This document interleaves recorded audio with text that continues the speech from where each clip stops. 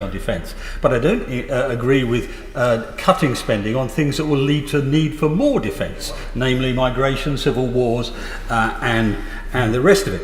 Now, as has been pointed out by my right honourable friend, by the honourable lady who's just spoke from Rotherham, by the Leader of the Opposition, the government's proposed double lock on returning to 0.7% is deceptive. It's designed to look reasonable. But in fact, none of the people who have spoken so far actually stated the full case. Because although it's only been met once since 1990 under a Conservative government, and never been met really once just about under the government since the policy 0.7% policy was put in place, in fact it's never been met. It's actually never been met since 1970, because what the wording says is not a current budget surplus, but a sustainable current budget surplus. And all the current budget surplus we've been talking about so far have been 1 year. And frankly, the one under us in 2018 was 1 year for about 10 nanoseconds. It was a very, very tiny surplus. In practice, since the 1970s, we've not had a sustainable current surplus. So I'm afraid, under the actual wording in the statement, we're not looking at this for a very long time indeed. We've heard the Leader of the Opposition said years, possibly decades, possibly never, and I think he's right about that. Now, the proposal won't do anything, even if it were to be met, even if the condition was met, to deal with the crises that are caused by the policy already, right now. The government argues the cuts are temporary, but death is never temporary. Cause deaths. Thank you very much indeed, Mr. Speaker. Since ministers announced that the UK was going to be the only G7 country to cut its aid this year, despite all of those other countries facing the same fiscal pressures, there's not one member of this House who is not now aware of the consequences of the decision that ministers have taken. A cut of 85% in the support that we give to the United Nations Population Fund to prevent maternal child death and unwanted pregnancy. A cut of 95% to the Global Polio Eradication Initiative at the very moment when the world is closer than it has ever been to eradicating this dreadful disease. And a cut of 50% in the support we give to the Mine Humanitarian Action Programme, which stops people losing their arms, their legs and their lives to unexploded ordnance. It's a very long list. And every one of those things harms our reputation and doesn't help us to persuade others, because other countries judge us not by what we say, but by what we do. And therefore the choice before the House today is a very stark one. Do we act to put this right, or do we accept the double lock that has been proposed? And I urge the House to reject it, because there's a principle here. What is it about the level of government spending on helping the world's poorest people that it alone is going to be subject to these tests? No other area of government expenditure, just this one. If this is about protecting the public finances, then why is this area of government expenditure, which is the money we spend on getting children into school or vaccinating children so they don't die of diseases that our children do not die of, why is it being singled out? Now, I have great admiration for the OBR, but determining the level of our international aid spending is not part of its responsibility. It is the government's responsibility. It is a political responsibility, and ministers should not try and pass the buck on to someone else, especially when, if you read the latest OBR forecast, it is exceedingly unlikely that the two tests would be met in the next 5 years. I will give way, of course.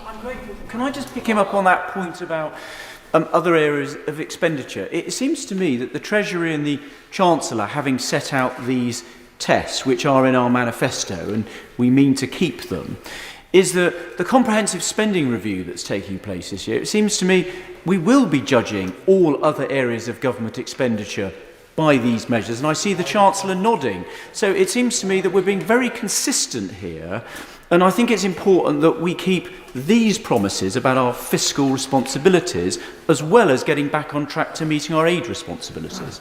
both. Well, I'm afraid, I say to the right honourable gentleman, I take a different view of the government's consistency because it has chosen quite specifically and knowingly and deliberately to break a cast iron promise that was also contained in that manifesto to the world's poorest people. And as I said in my last contribution on this subject, most of them probably got no idea that this House had made that commitment together, but the government has chosen to do that. And the choice we're making today is, do we think that's right or do we think that is wrong? And I would say to the Chancellor, if he thinks the double lock is a way out of the political problem, I don't think it isn't, because the issue that is before us hasn't gone away. It's just the same as it was the day the original cut was announced. And the question is this: is it right morally, practically, politically to break our word to the world's poorest people? That's the question that is before us. Well, I would argue that it isn't. It's wrong in principle. It is harmful in practice, as we've heard from the excellent speeches on the benches opposite. It is not, I think, who we are. It is not the country that we should aspire to be. And I ask the House to reject the motion so we can restore aid to 0.7% and keep the promise that we made to the people of this country and the people of the world. Pauline Lee. Thank you, Mr. Speaker. I rise really very sadly today because I stood on a manifesto along with everybody else that we would honour that 0.7%, and I was there when we voted on it originally. The people that we are trying to protect have already been hit because our economy went down during the beginning of the COVID pandemic. They're going to be hit, or they continue to be hit again with this reduction to 0.5%, because 0.7% of a figure is a lot more than 0.7%. So we've gone down a huge amount already, and the people are suffering. If we take just a random family with 2 parents and maybe 6 children, 4 of whom are boys and 2 are girls, the girls will be the ones who have less food and they would benefit from nutritional programs that we provide, but we won't be providing those. The girls would normally get that because the boys are usually prioritised in many families and they would probably go to school, whereas the girls won't be able to go to school because they won't have the funding to be able to afford it. And the Prime Minister has stood so often on the promise that he will educate all girls with 12 years of quality education. Well, no matter how he protests, that is not going to happen now. And I feel that we are letting down the poorest people in the world. We are just devastating their futures for £4 billion, which we've heard is 1% of what's already been borrowed. It's not a lot of money, and we borrowed that money, and as has been said by many, those people who we should be benefiting will not benefit. They won't have the malaria treatments, they won't have all the neglected tropical disease treatments, they won't have all the help, and especially they will have earlier marriages, they will have younger pregnancies, because we are cutting devastating figures of 85% of the family planning budget and the abortion budget, and that is going to devastate many girls. Many girls will die in early childbirth because of this decision by this government. So I find it shocking that this government is doing that. We are a Conservative government. We decided to spend the 0.7%. We legislated for it, and we are letting those very poorest people down.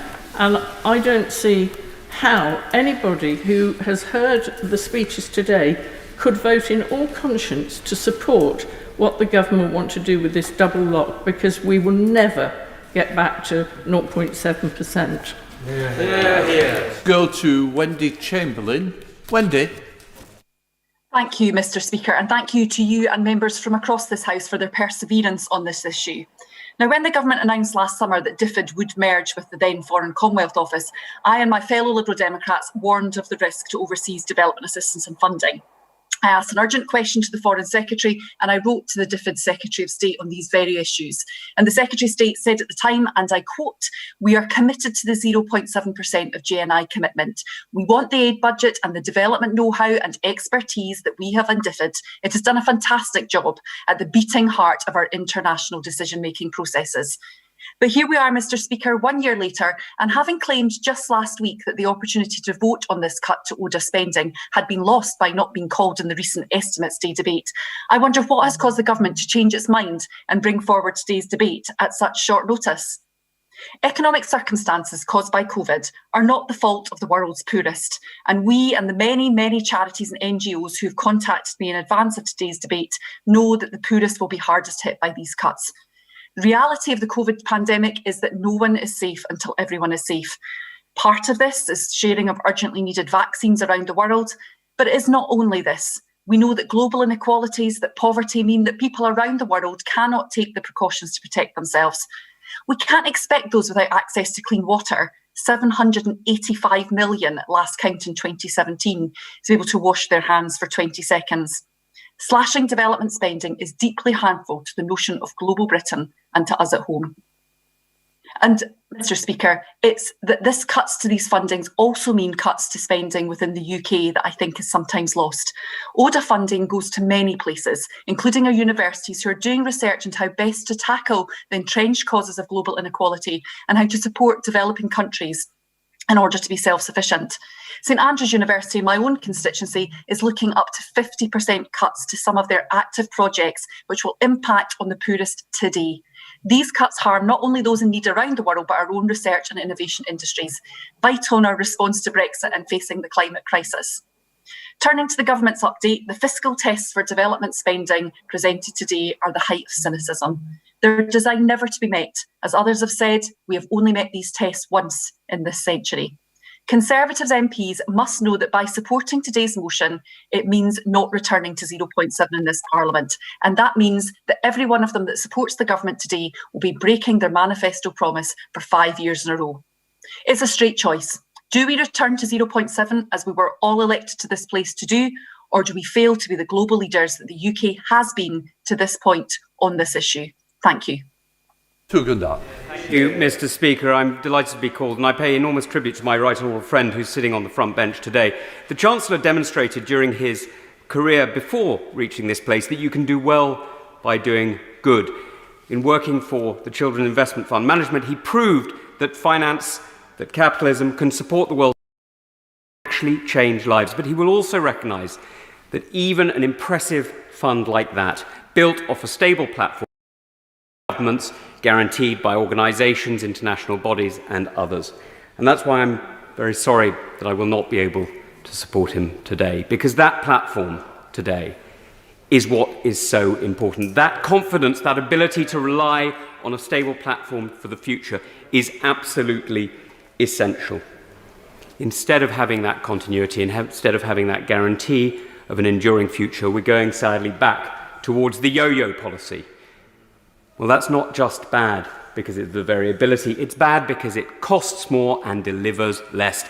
It's frankly inefficient, it is an error, and it undermines our capability. Now, nobody in this House is more passionate about global Britain or Britain's place in the world than me. Nobody believes more that we should have a place at every table, that we should have a voice in every room.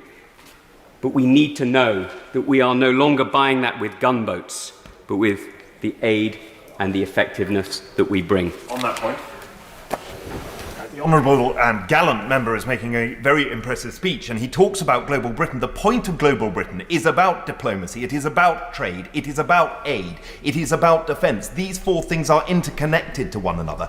If you reduce one, you have an impact on all, and that is something that will be detrimental from everything from the integrated review to our outside approach. My honourable member is completely correct, and of course the reality is that we're not living in a vacuum here. We're not taking these decisions with nobody watching. The reality is that our friends are watching and our rivals are watching.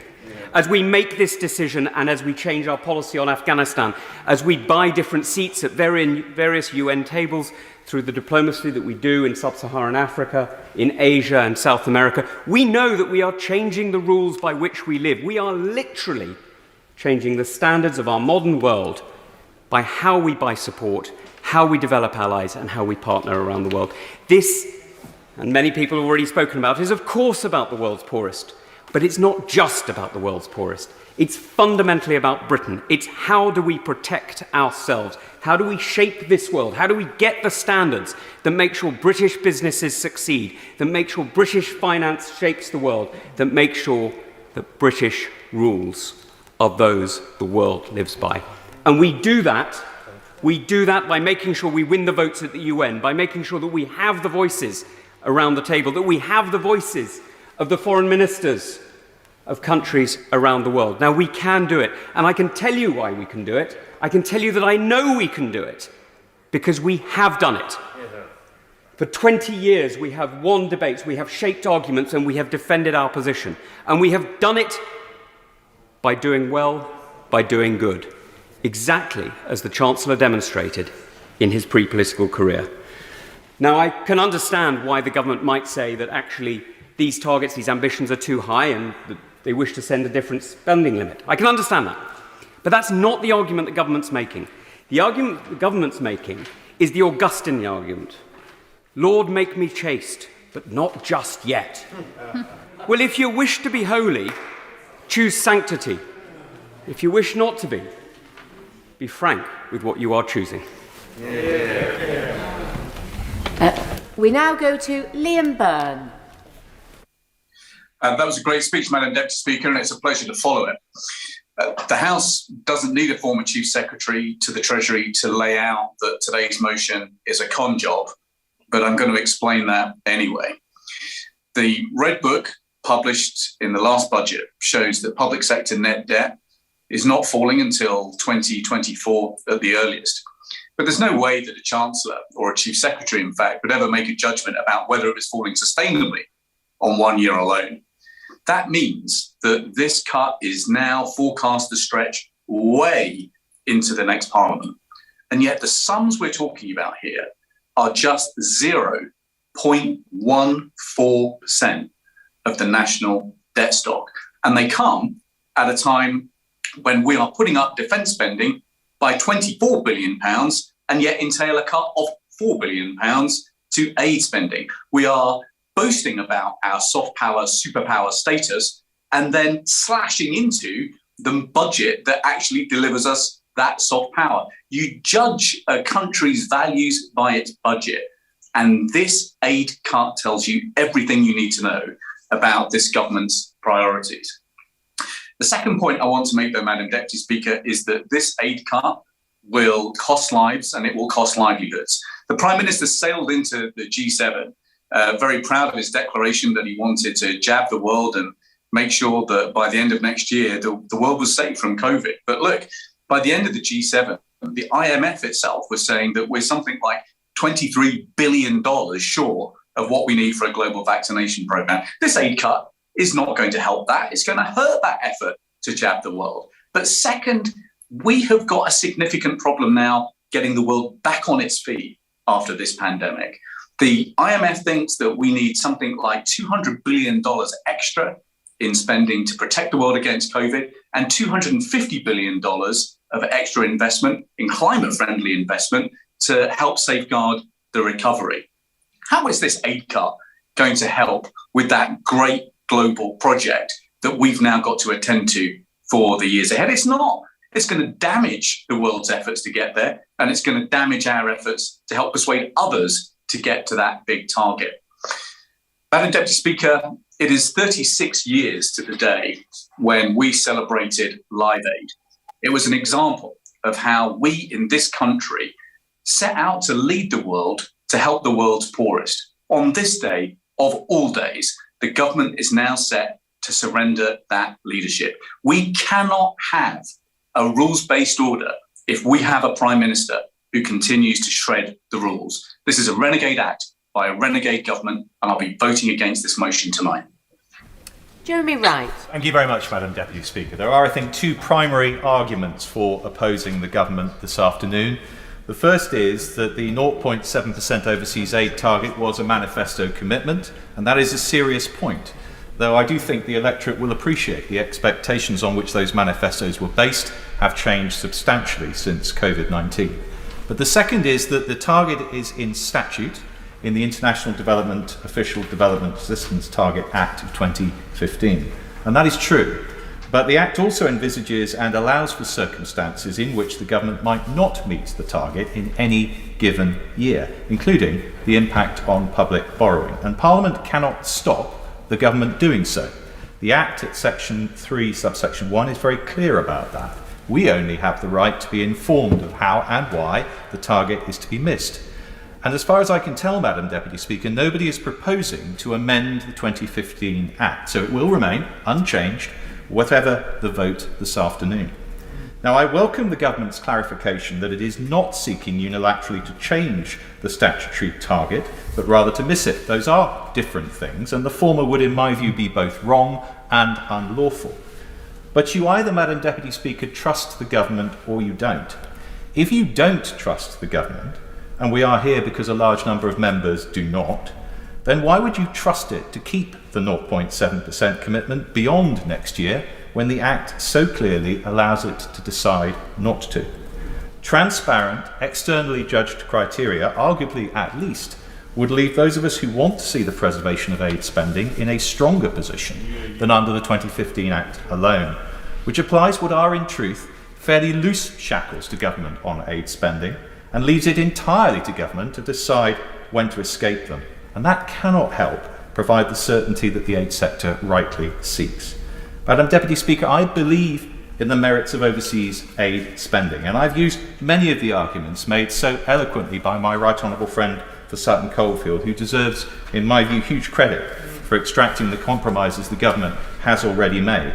But these arguments have, in the end, to persuade the public, whose money we are, after all, spending. As Conservatives, we also argue that high public debt is bad for our long-term capacity to support the vulnerable everywhere.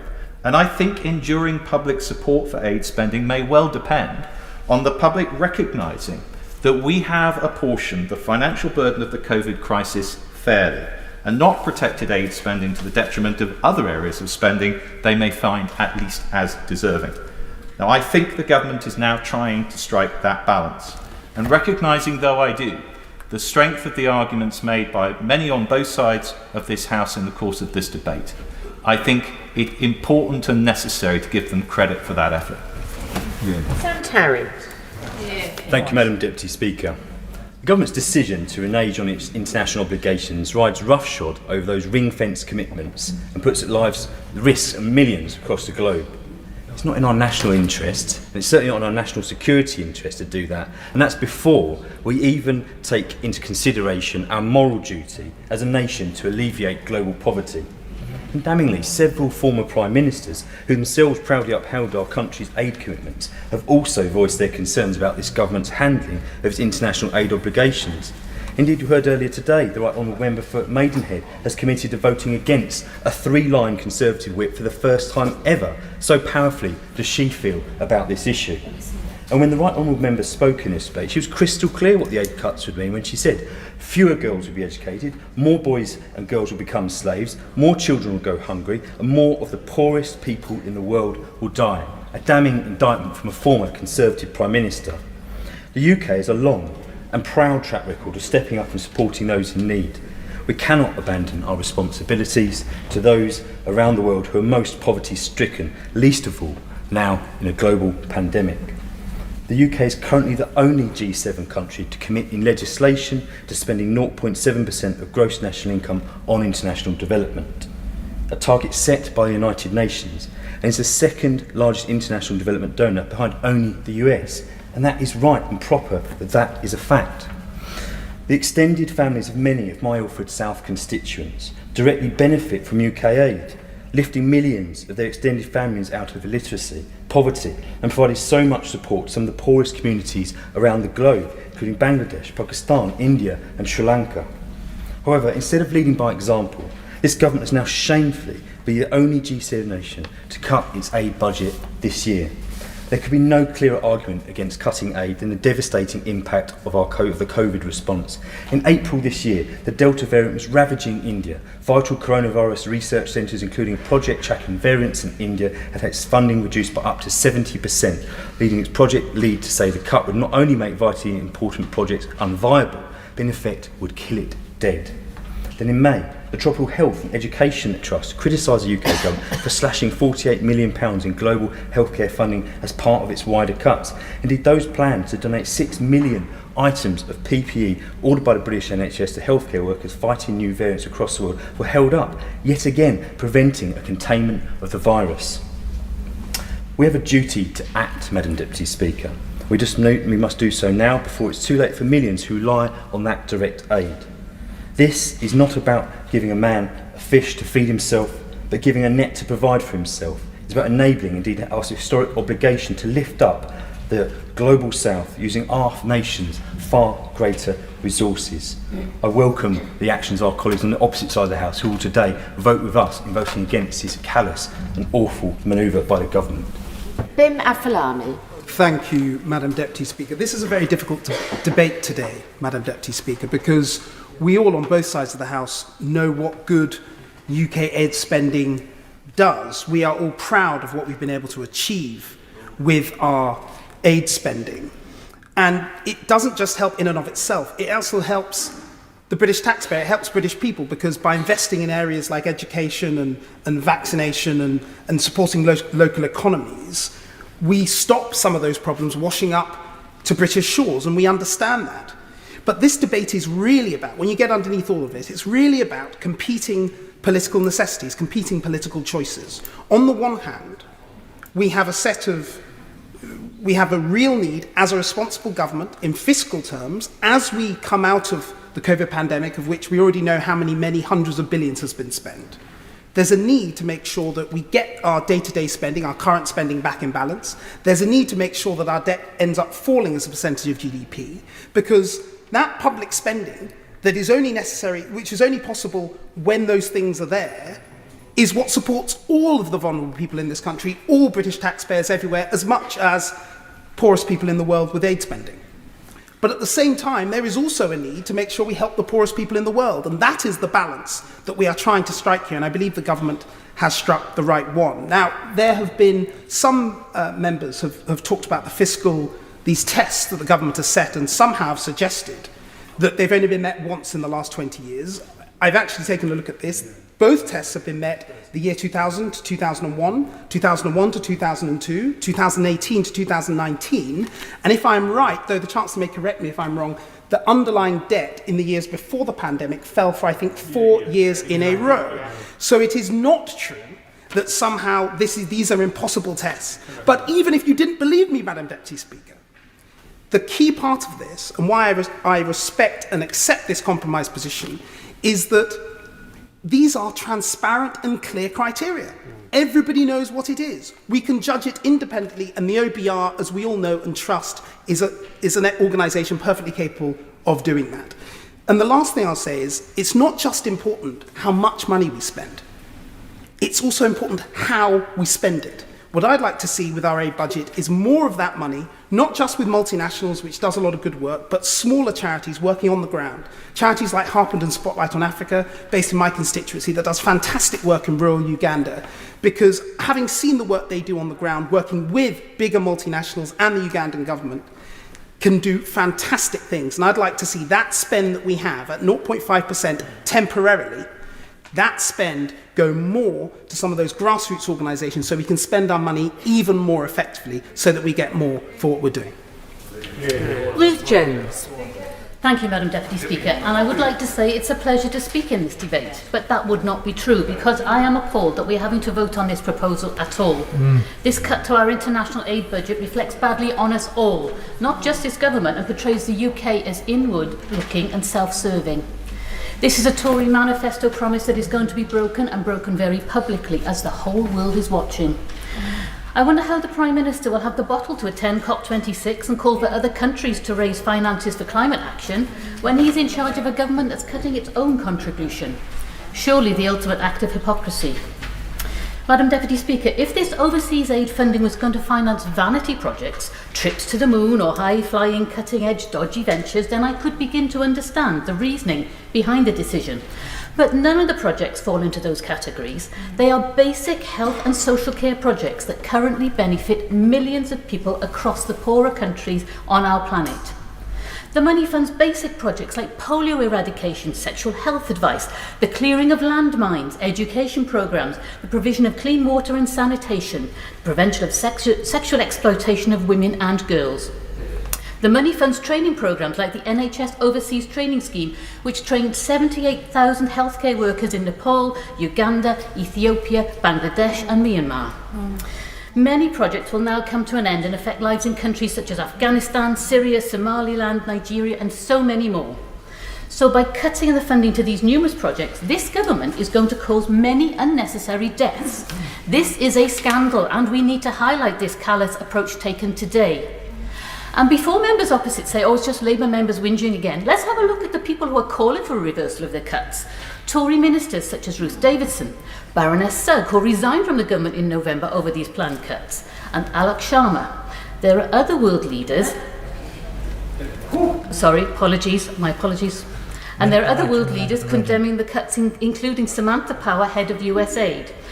Malala, who calls on the Prime Minister to keep his promise of helping 40 million girls go to school, and the Archbishop of Canterbury, who describes the Chancellor's decision as shameful and wrong. Interestingly, every Prime Minister still alive is also opposed to the plan. These are big hitters and their condemnation is very clear. So I would urge the current Prime Minister and the Chancellor to think again, go back to the drawing board and plan a different route, one that doesn't disadvantage millions of peoples in the countries less affluent than our own. So this isn't fair and it isn't right. Madam Deputy Speaker, I want to be very clear. I will be voting against this government's plan to cut the overseas aid budget by £4 billion this year, and I would urge honourable members opposite to do the same, because the world is watching. Thank you. David Warburton. Thank you, Madam Deputy Speaker. I'm very pleased that the House has this opportunity both to debate and to determine this question. I've always defended our aid budget, and I do not think that we should search for economies at the expense of the most vulnerable globally and at the expense of our own reputation and influence globally. I don't need to rehearse the case for ODA spending. It's vaccination of 55 million people, it's saving of an incredible 10 million children from hunger, it's helping providing 50 million people with the means to climb out of poverty. And I don't need to describe the soft power benefits. Its influence for Britain culturally, diplomatically, politically, its symbolic significance and its demonstration of leadership. I could not, therefore, support the reduction of the spending when its return to 0.7% was effectively at the whim or under the control of the government. No matter how strong the intent might be to raise it again, events are always likely to overtake and overcome good intentions. So I'm very grateful to my right honourable friend, the Chancellor, for the conversations that we've had in recent days. And given the uncertainty in the economy, I entirely understand his reluctance to offer a date for the restoration of the 0.7. But a set of conditions, it seemed to me, would provide a solution that would provide a pathway governed by objective circumstances, and ceding control of that mechanism to the OBR and basing it on conditions which were met as recently as 2018-19 and forecasted by the OBR in 2018-19 and 20 to be met in the following financial year. These conditions do provide that pathway back to both our manifesto commitment and our duty to the poorest in the world. The Treasury is effectively outsourcing its spending decisions to the OBR and to the state of the public finances, something which I don't believe has happened before. And this, I think, does provide us with the certainty that we need to know that the cut is temporary and our commitment for 0.7% will be upheld, and it ensures that our public finances are protected. And this not only provides us with a route back, but ensures that the current position is transitory. So I will be supporting this motion because the worth of a commitment is whether or not it's upheld in the face of challenges, and this allows us to meet our challenges and meet our commitments. We now go to Geraint Davis. Madam Deputy Speaker, there's no economic or moral justification for cutting overseas aid from the richest to the poorest at this most desperate time in the eye of the pandemic storm that spreads death, disease and hunger like a wildfire through developing nations. Imagine looking at your children starving in front of you, huddled in a tent in the blistering heat of Afghanistan, Yemen or Syria. Or as you think about the cars and the houses and the fridges and Netflix of people in the West. Or looking at your daughter who could help create a better world with an education who won't get one. Or your parents who've just died from COVID. This poverty, this ignorance, this disease can be helped by us by reinstating the aid budget. And as host of the G7 and COP26, we should be taking moral leadership. Let's be clear. We can afford those to help those in greatest need more, not less, because the cost of UK borrowing is down, not up since the pandemic. Why? Because the global interest rates are down, so our borrowing costs are down from 37 billion in 2019-20 to 23 billion in 2021. That's a 14 billion pound saving in spending on debt interest for the UK, but aid spending is still being cut by 4.4 billion. And the Prime Minister's just said every pound we spend in aid has to be borrowed. But we can afford more aid now because our borrowing costs, our costs on savings on debt interest are massively down. Now is the time to invest, to build back better in the developing world out of the pandemic, to invest in climate change adaptation with new green industries that will help all our environments. Now in a low interest world is the time to borrow and invest. £1 million cut in aid could instead be reinstated and service a debt of £100 million investment. But only the G7 can borrow at such low interest rates. Developing nations cannot. And so it's no use saying we can't afford it this year due to the pandemic. So maybe we'll reinstate money in future years. We can afford it this year. And now is when it's needed most. If savings were needed, and they're not, they should be made after the pandemic, when the poorest are back on their feet, not in their darkest hour of need. And we know the politics of popular nationalism. We know 7.6 million people in the UK are now in hunger. So of course people are saying charity begins at home, but that hunger is unnecessary too. And we shouldn't give other G7 nations the excuse to cut their aid. We need more aid, not less. Britain is better than this. Let's make the world better. Let's reinstate our aid budget now. Thank you very much indeed, Madam Deputy Speaker. I'm glad to see the Chancellor in his place. I've got a couple of specific questions for him on science policy. But in the context of the debates in which we're taking place in today, I'm very proud of our leadership and our contribution to supporting people right across the world, and I voted enthusiastically for the Act of Parliament that brought in the 0.7 commitment into law, and pay tribute to my right honourable friend for his work in that. But he will know that in so doing, the Act of Parliament specifically anticipated circumstances in which temporarily the 0.7% target may not be made, including, and I quote from the Act, any substantial change in gross national income, and fiscal circumstances, in particular the likely impact of the target on taxation and public spending and public borrowing. It's hard, Madam Deputy Speaker, not to consider that the circumstances that we are experiencing fall plumb into line with what the framers of the legislation and those who supported it had in mind. Of course, I'll give way to my right honourable friend. I'm most grateful to my right honourable friend. I was involved in the drafting of the Act, and I do not believe that that is what we intended with those clauses. But let me also say this to him. Has he noticed that the Governor of the Bank of England has said that the economy will have been restored to pre-COVID levels, I think, next month? Doesn't he think that's a very significant indicator of why we shouldn't be doing what the government would like us to do today? Well, I'm very grateful to my right honourable friend, and I quite agree that that is an encouraging assessment, not least for the prospects of our returning to the 0.7%. I studied very carefully the Hansard transcripts of the debate, and indeed some of the criticism was that the criteria might be insufficiently precise. And so I do think that the innovation of establishing in advance and giving to the OBR the trigger for the return is a sensible course. And indeed, they mirror more or less the fiscal rules that were once called the fiscal mandate that were in place at the time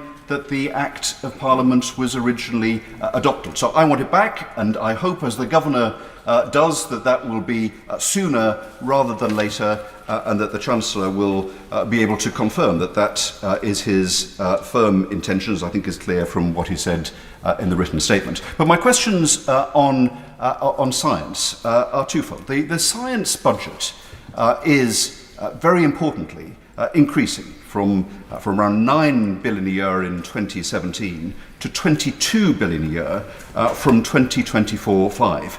And that includes, as it always has done, ODA, includes Overseas Development Assistance. Will the Chancellor specifically reiterate the commitment to achieving that £22 billion by 2024-25? And secondly, will he reassure me that a report that I read, that the 0.5% limit on ODA could somehow prevent us engaging in international scientific research projects that we were perfectly willing to fund because they are excellent and are justified as part of that budget that is rising to £22 billion.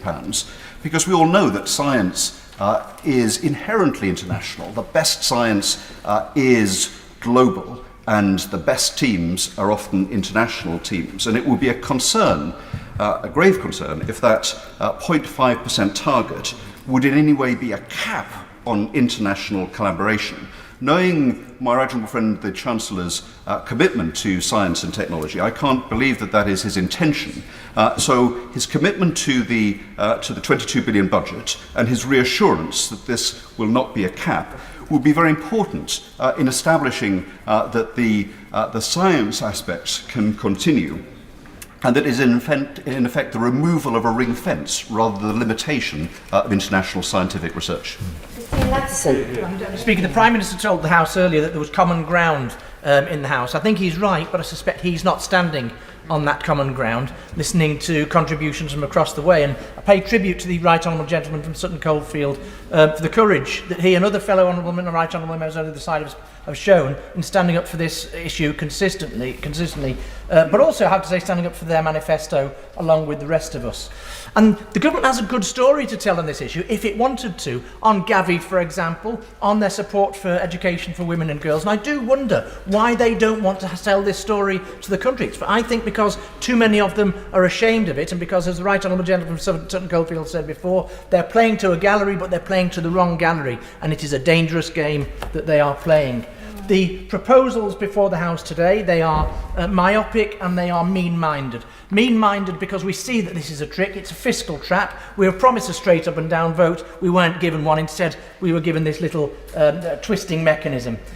Mean-minded too because, as we've heard, it will cost lives to make this cut, and because it is already a smaller cut to what would have been a smaller cake anyway. The amount of money had already gone down. To cut it further is simply mean. And you can't, with any of these programmes, you can't simply turn the taps on, turn the taps off, and turn the taps back on again. The damage that will be done to British overseas aid programmes will carry on much longer after we restore the 0.7%, if under this proposed mechanism we ever did restore it. It will set programmes back, it will set research and development back, including, incidentally, for my constituents. I have a constituent who works in water purification, I have a constituent who works in energy, localised energy matters. These cuts will have an effect overseas. Let's be clear, they'll have cut effects in this country as well, in terms of innovation and our ability to take technologies across the world. It will have effects in areas such as the polio eradication programme, where, as my right honourable friend from Leeds has said, we've got to cuts of 95%, will put that programme back.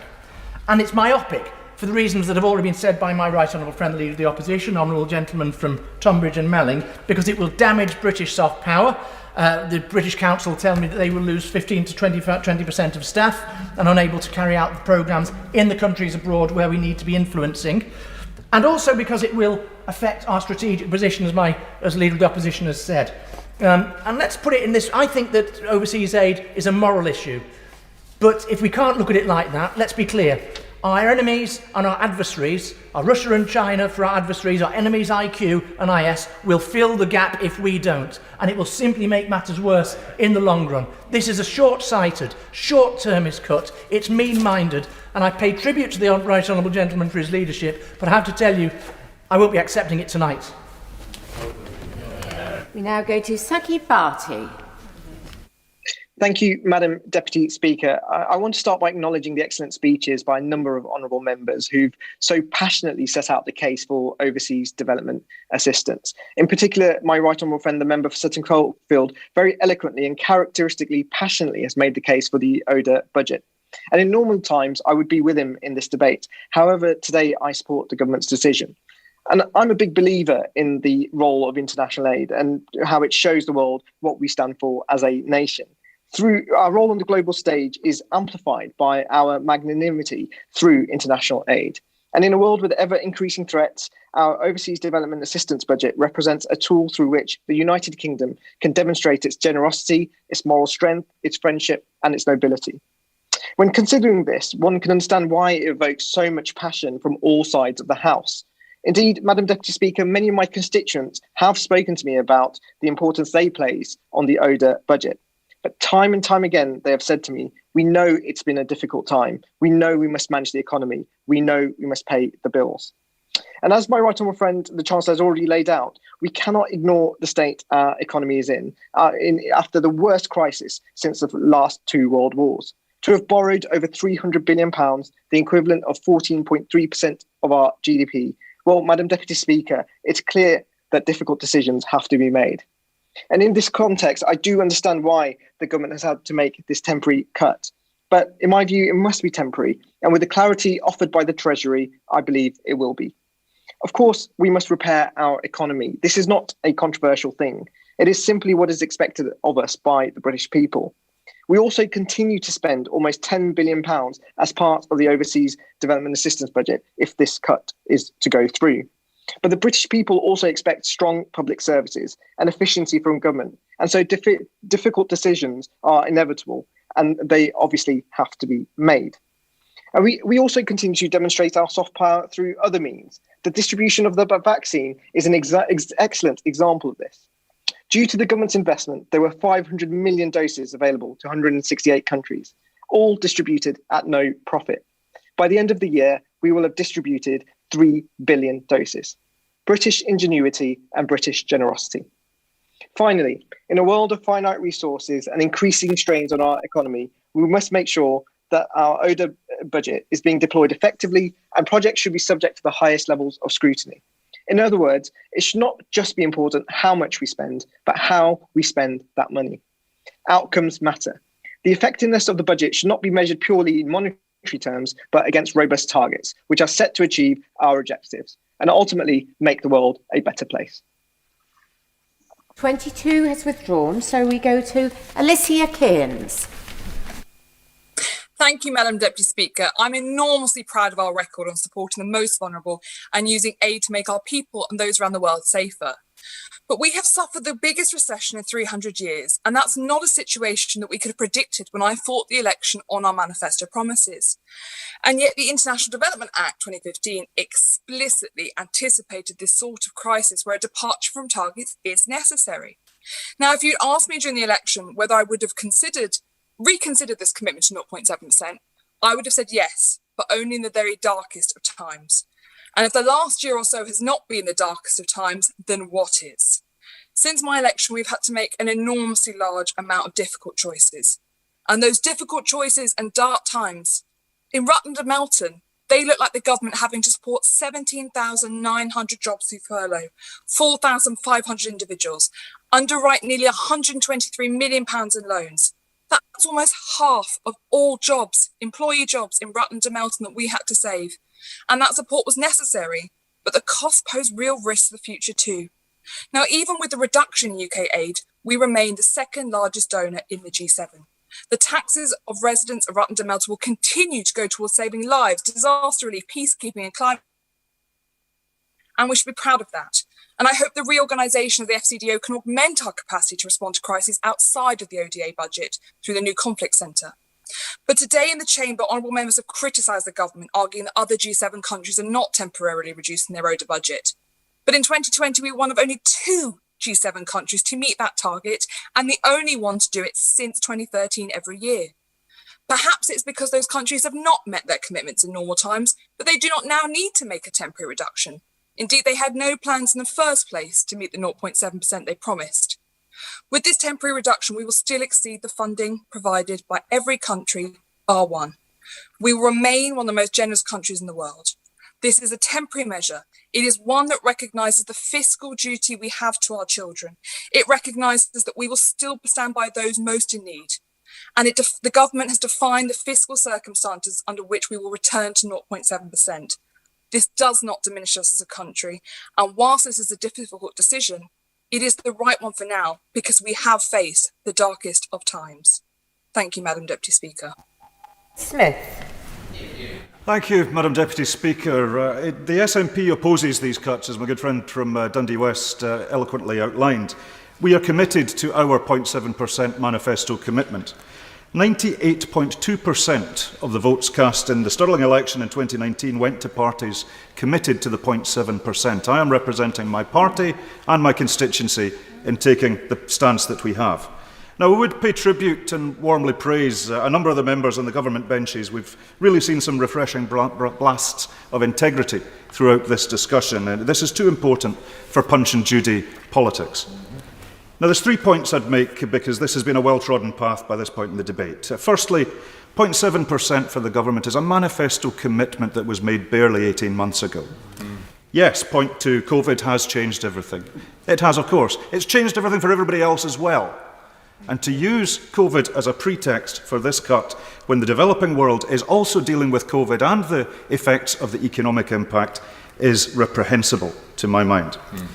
The cut is, thirdly, out of step with the rest of the world. The UK is the outlier in this. Other countries are increasing their aid spending, not decreasing it. Now, the UK remains, as we've heard, a significant donor of international aid. I applaud that, I welcome that, I acknowledge that.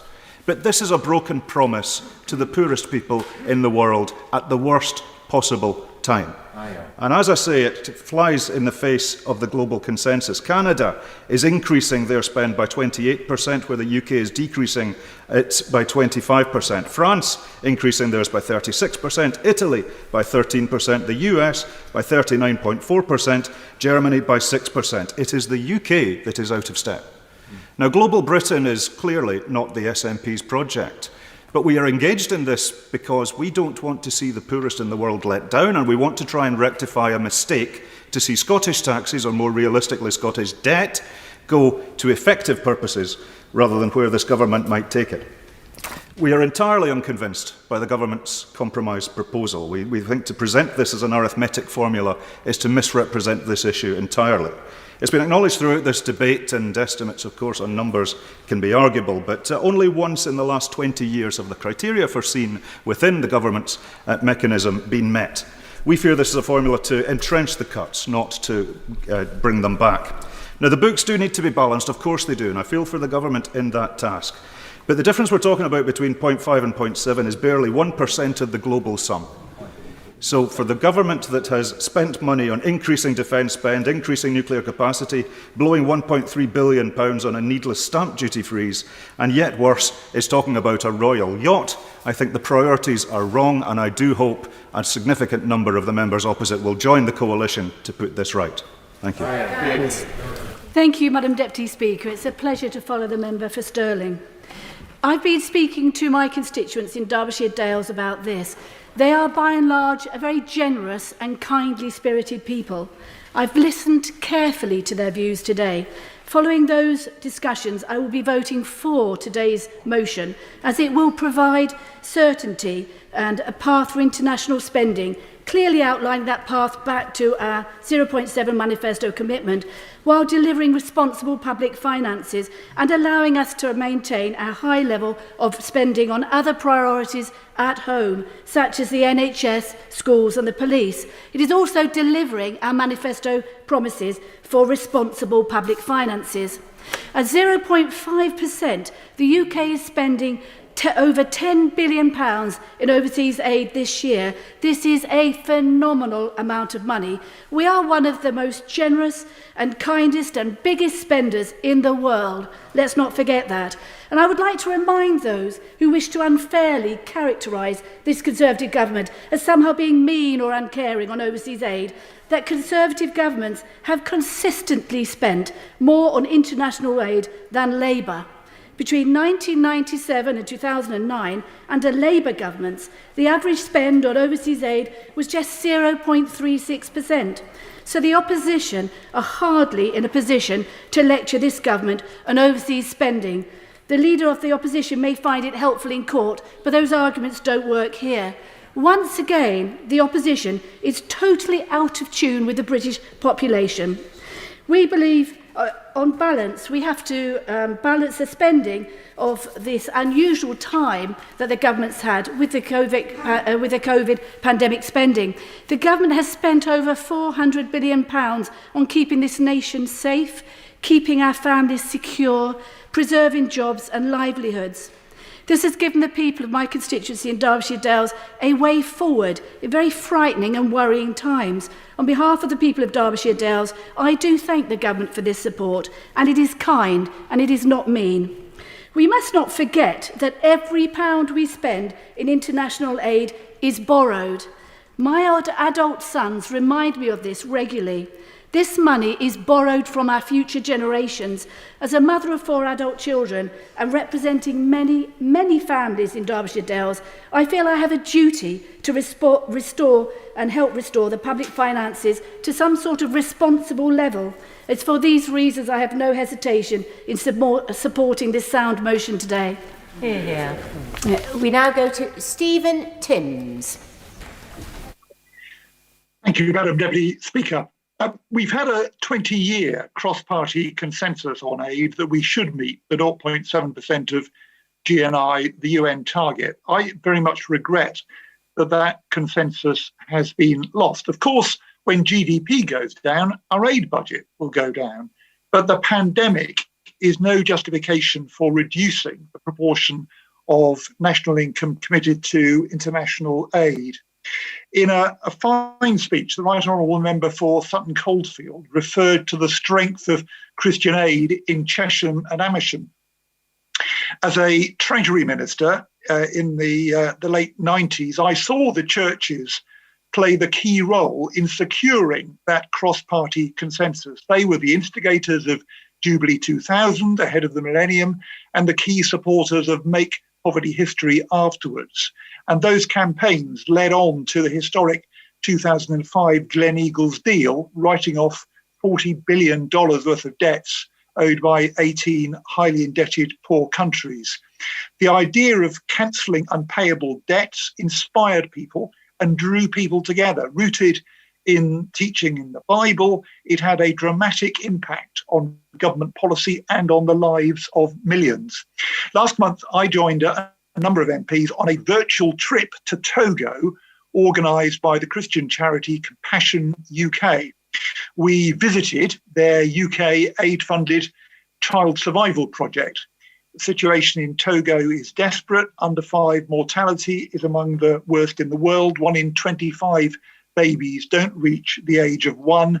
Women have a 1 in 58 chance of dying in pregnancy or childbirth. Compassion's work, supported by UK aid, is starting to change things. In the first year, the project reached over 4,000 people in extreme poverty. The number of full-term healthy babies delivered was 24% above target. UK development aid helps save lives amongst the world's poorest people. We met somebody called Amma. She registered in the programme when she was 7 months pregnant. She was struggling to feed her existing children. When she reached full term, her husband left suddenly. She also had malaria. Her baby and her own life were at risk. The Child Survival Project provided food and hygiene support. Her expenses were paid. She gave birth to a son, and she's since been able to set up a business of her own. Even a small amount of aid saves lives. The cuts to UK aid put thousands of projects like those run by Compassion UK in Togo at risk. I really hope Parliament will reject this motion. Thank you very much, Madam Deputy Speaker. I'm very grateful to be called in this debate this afternoon. I recognise that the Chancellor of the Exchequer has probably the most difficult job of anybody in the government, perhaps in the whole country, bar none. He's the only person employed to say no and make difficult choices about all of the different spending demands that all of us present at the door of the Treasury. But nevertheless, Madam Deputy Speaker, I do share the concerns and the fears of those colleagues who this afternoon have expressed doubt and concern that the cuts that we are debating will become permanent. And that I also share the fear that 0.5% spending becomes the default setting for our overseas aid spending, and the cuts become locked in. They become permanent, a permanent withdrawal, a permanent stepping back of the level of commitment that Britain has given overseas amongst the poorest countries on earth. And the reason that I share these fears is for some of the reasons that have already been outlined this afternoon, but also, Madam Deputy Speaker, because I think we're in danger of overlooking just how enormous was the effort that got us to the point where we as a House, as the House of Commons, were united on making that commitment to 0.7. And the member for East Ham has just reminded us of it then. I was perhaps one of the few members here this afternoon who was in the House in 2005, and I recall the enormous lobbying efforts that were being made, not just by the churches, but by trade unions, women's institutes, groups in all of our constituencies. There was demand for this. And it required opposition frontbenchers to work with government frontbenchers. It required opposition backbenchers to work with government backbenchers. And for me, it represented a really high watermark of what can be achieved from this House of Commons when people choose to bury some of their political differences and work together for a cause that's much bigger than our most immediate political needs. Thank my right honourable very much for giving way. He's making a wonderful speech. Does he remember, he referred to his longevity in the House, does he remember with me Make Poverty History and the way it galvanised national opinion? And does he accept that Beat the Crises, Crack the Crises, which is the current successor to that generation, reinforced by younger people, once COVID is over and they are able to show what they feel, they will make very clear their opposition to this foolish decision that the government has made? My right honourable friend makes a very strong point. And he's right, there was this popular movement behind it. But nevertheless, Madam Deputy Speaker, it wasn't universally popular. There were staunch critics inside this House, critics outside the House, sections of the press absolutely hated it.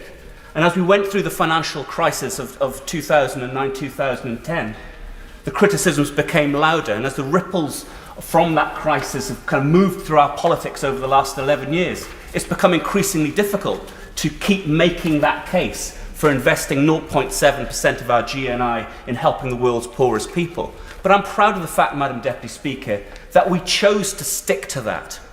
Even when we were making very difficult decisions and choices about other aspects of public spending, we took a decision that actually spending more on the people with the very least globally was the right thing to do. And it was the right thing to do then in the wake of the last financial crisis, and I believe it's still the right thing to do now as we're going through this awful pandemic.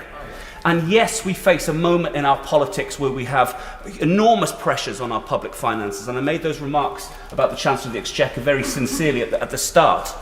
But what is a difficult moment for us fiscally and politically, it's an absolutely tragic, devastating moment for the poorest people around the world, for whom the pandemic has been the cause of another wave of dire poverty and suffering. And that's what we're really debating here this afternoon. These are not difficult issues, and there have been sincere speeches being made on either side of the argument. And I'm very sad, Madam Deputy Speaker, that I won't be able to support my government this afternoon. But as I said, I think that 0.7% commitment we made all those years ago was the right thing to do, and I pay tribute to my right honourable friend, the member for Sutton Coldfield, for the role that he played. But sticking to it now is still the right thing to do.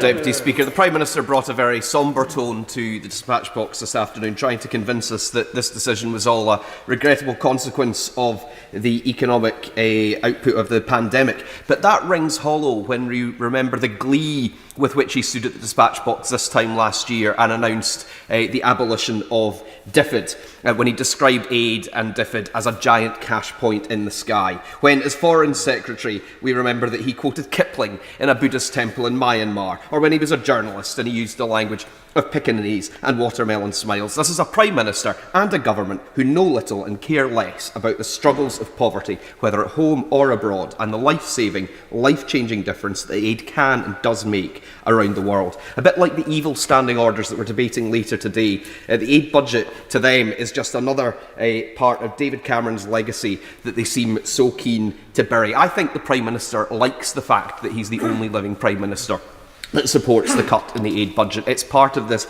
year zero hard rain approach to the UK consensus that has existed for so long. A consensus that saw every single member, as we've said, of this House elected to the commitment of 0.7%. A consensus that has existed for 20 years, a target that has been met consistently since 2013. 0.5% is completely arbitrary. 0.7% was calculated by international organisations when it was set in the 1970s. 0.5% is completely arbitrary. We've not heard why it's not 0.4% or 0.6% or 0.3%. It's simply, it sounds good. It sounds like the government is taking decisive action, and that seems to be their attitude to so many aspects of government just now. Never mind the impact or the feasibility. Yes. I'm grateful to him, and he's making some very serious points, but does he accept that in fact it's the UK who set out 0.7% in law? Many countries around the world also commit to 0.7%, but always fall short and don't bother to have a discussion about it.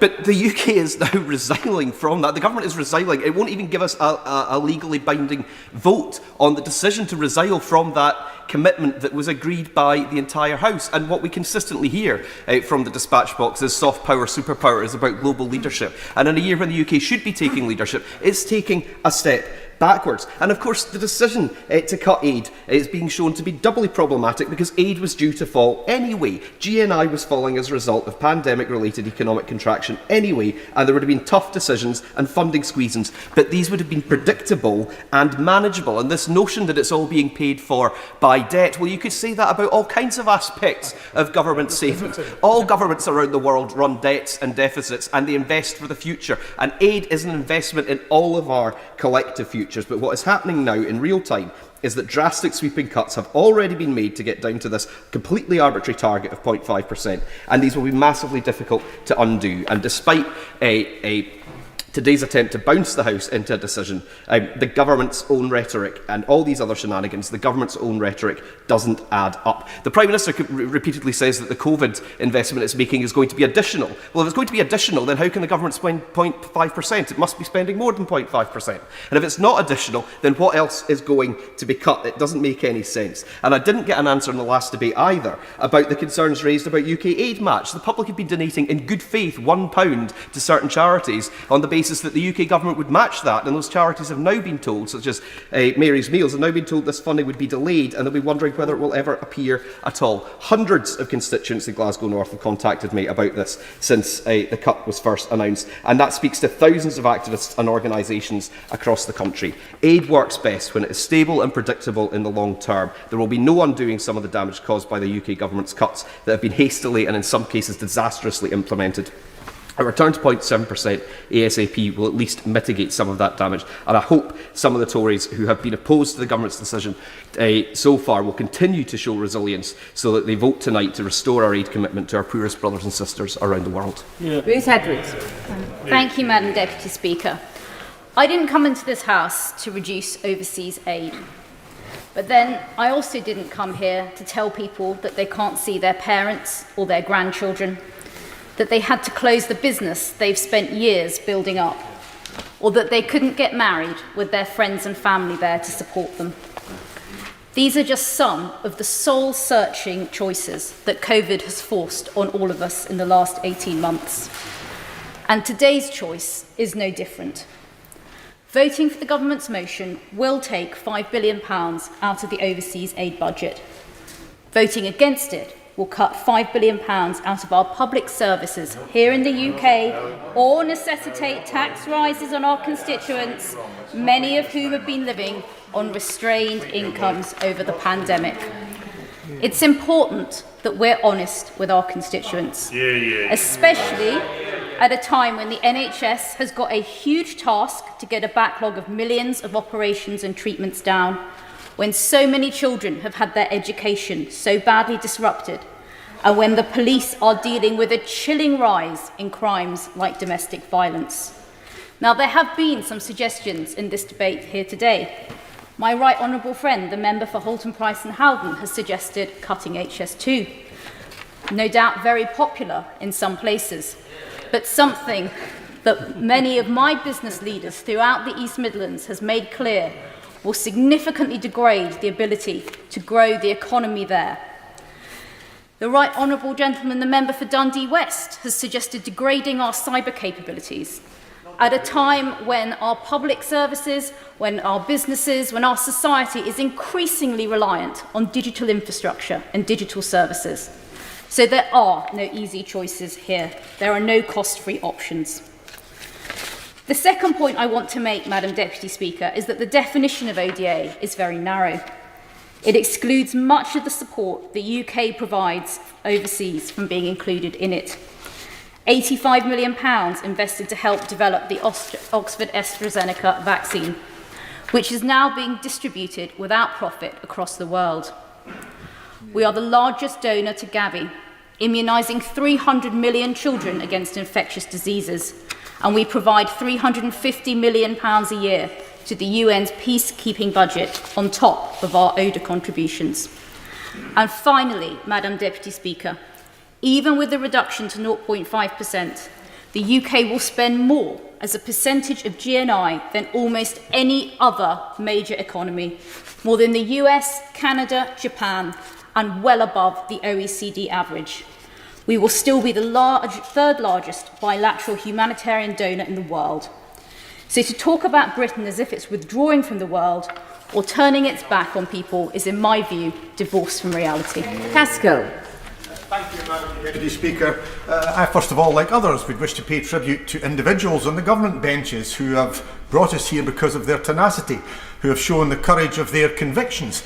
Convictions that the government claimed to hold, but despite the obfuscation of the Prime Minister, are seeking to renege on, which is why I think this debate, as I say, is so welcome. It is an opportunity to rehearse the arguments that we've had before and others have said today. They remain. The principles still remain and the arguments still apply. It still is a situation that it is in our own economic self-interest to ensure that we remain committed to point 7. It is environmentally necessary, especially with the spectre of COP26 arising. It is also the case that international aid is a right, not a charity given by us. It's something that we need to repay for historical acts. But there are two primary arguments, two twin imperatives that I think apply, and they're the arguments I wish to make. First of all, there's the moral imperative that this is for humanity. We are all part of the human race and we require to look after our sisters and brothers wherever they are, whatever nationality or passport they hold, even whatever colour that passport may be. Equally, it's a necessity of public health, which is in fact the corollary of that, because it's in our own self-interest that we carry out these actions. Dealing first of all with the moral argument, it's been made quite clear by many others, quite eloquently, that this will be catastrophic. And it's not enough for the Prime Minister to say that this is a once-in-a-century event. It will be repeated, as we have seen with variants, and indeed we will face other health challenges if the Third World continues to face the problems that it does. That is why we have to address it. They are unable to deal as we are, despite the challenges that we're already facing. We've seen what happened in Africa with AIDS. The The consequences for Africa of coronavirus are horrendous. It's therefore a moral imperative that we take actions to ensure that we protect them as well as protecting us, because that takes us on to the public health argument. Because if we do not address this issue there, then it will come here. We've already mentioned, as I said earlier in the speech, we've had Delta variants, we'll have other variants, we'll have even other variants that won't be capable of protecting us by the vaccinations that we've had. If it isn't the coronavirus outbreak, it will be some other form of ill health that will challenge humanity. And therefore we have to ensure that we take every step possible to ensure that not only do we protect ourselves, but we protect everybody. Because by protecting everybody, we do protect ourselves. People will march, people will come, people will ill, and people will be infected. If the border force can't keep out drugs, they won't be able to keep out individuals and an illness. It's therefore in our own interest to ensure that we carry out that moral imperative, which is quite right for the benefit of society, for all of us, and equally for our own individual benefit in our own land, and indeed individually, we protect the public health of this country. Peter Bone. Thank you, Madam Deputy Speaker, and it's a great pleasure to follow the Honourable Member for East Lothian, who speaks with passion. I don't accept his arguments, but I do accept that those people that will vote against the government tonight do so in genuine concern. And I also welcome the fact that we've got a lot of SNP members here, we've got the DUP here, we've got Liberal Democrats. But only 2 Labour backbenchers are bothered to stay in the debate, and only one has just arrived. So I'm not so sure about the concerns expressed from the Labour benches. But I do welcome one thing that the honourable gentleman said, is the fact that this Parliament is having a vote and a debate on this issue. And that is to the great credit of the government. And they are bringing forward a motion that they may well lose tonight. And that's to their credit, to let this Parliament decide on this very important issue. And I do think this debate isn't particularly about the merits of overseas aid on point 7. It's about the state the economy is in. Now, I can't tell from sitting here, Madam Deputy Speaker, whether the Chancellor is his happy self, but he's very popular at the moment because he's been giving money away and helping people. But there is an economic crisis coming down the line. And certainly on these benches, we should recognise that, which is the reason we should support the cut of £4 billion in overseas aid.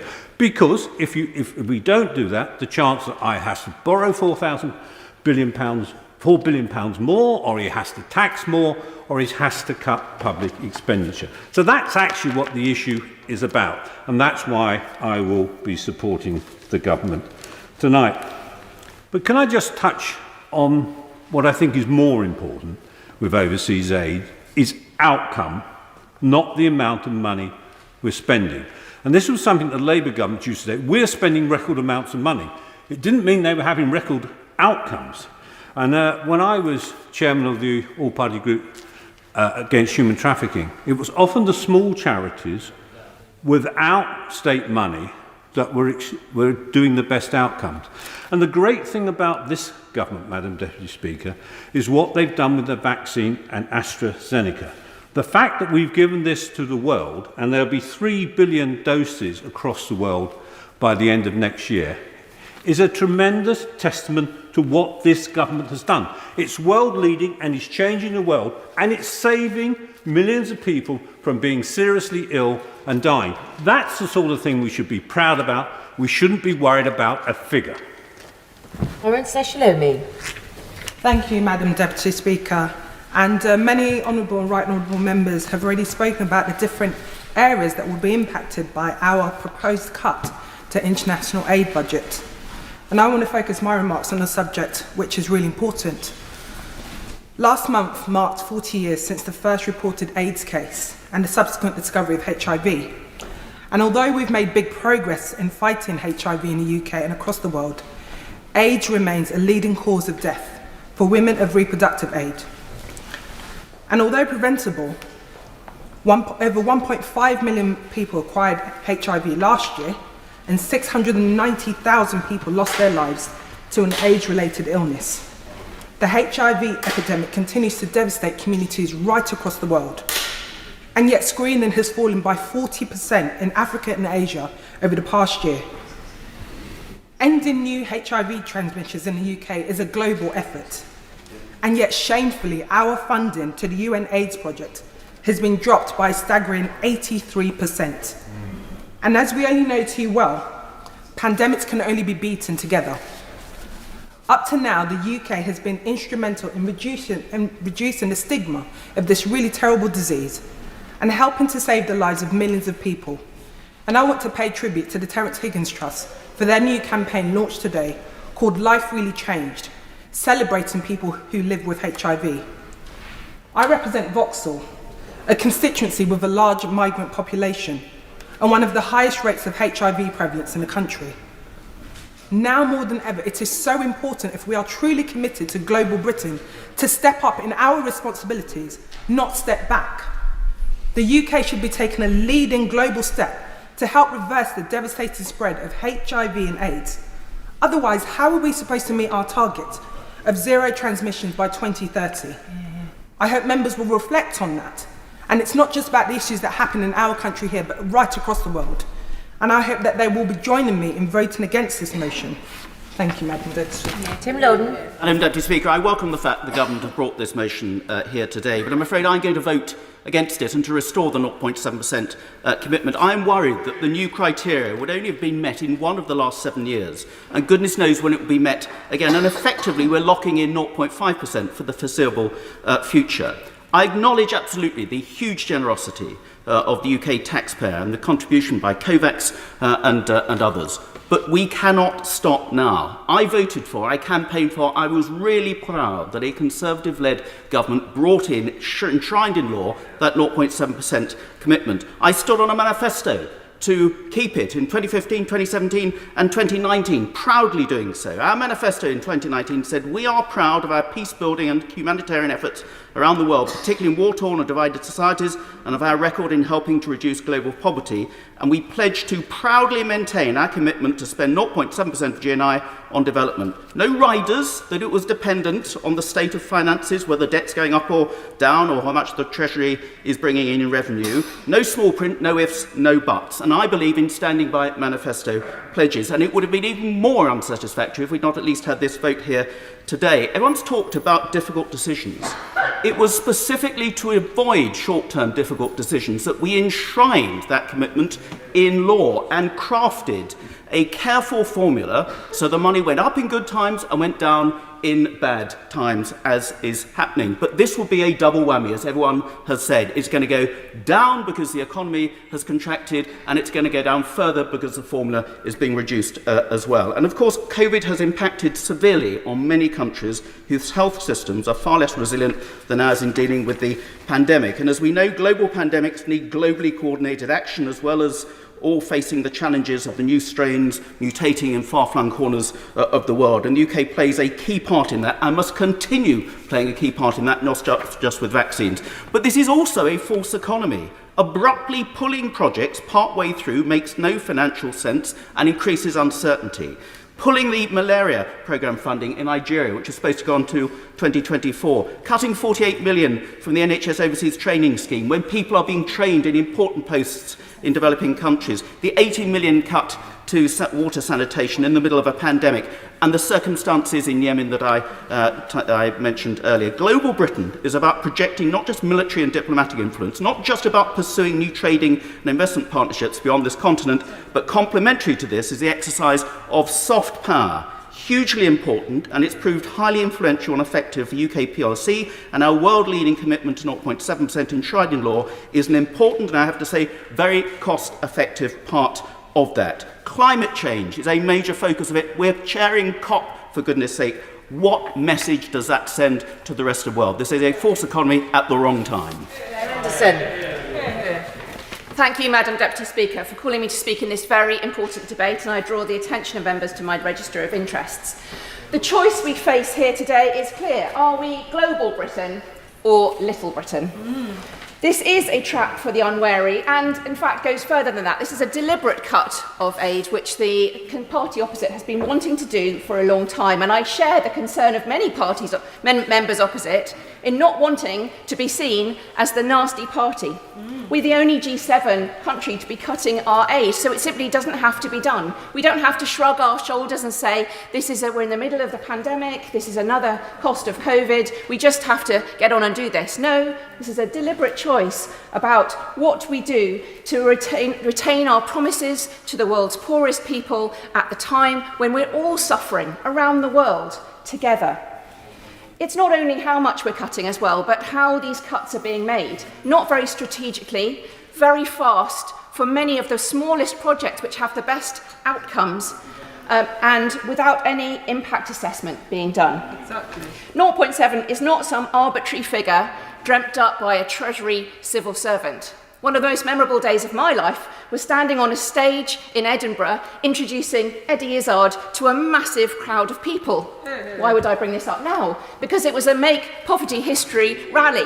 People had come in coaches from across the whole country. They'd got up the night before and they travelled overnight. They'd come from communities all over the country. They were of all ages, all backgrounds, with one mission: that we wanted to make poverty history, and we wanted to see the 0.7% prescribed in law. And it was many years after that, so it's been many, many years of campaigning that brought the 0.7% into reality, and it's not something that we can lose so easily, because I share the concerns of many members that if we lose this today, it will be many, many years until we see the return, if ever, of that 0.7%, which the British public, Madam Deputy Speaker, do want to see. Exactly. People from across my constituency have written to me about the aid cuts, saying they do not agree with these cuts. It's a small amount in the whole scale of government spending, just 1% of our borrowing. And it's very good value for money. So it's false economy, and it's wrong to cut the South Sudanese peace project, which has been built up over many years, based in trust, and will result in a devastating results in South Sudan. It's been called a crushing blow to the people of South Sudan. So today is an opportunity to restore the cross-party agreement on aid, restore our ambition and our influential place in the world, to do the right thing and to vote against these cuts. We now go to Catherine West.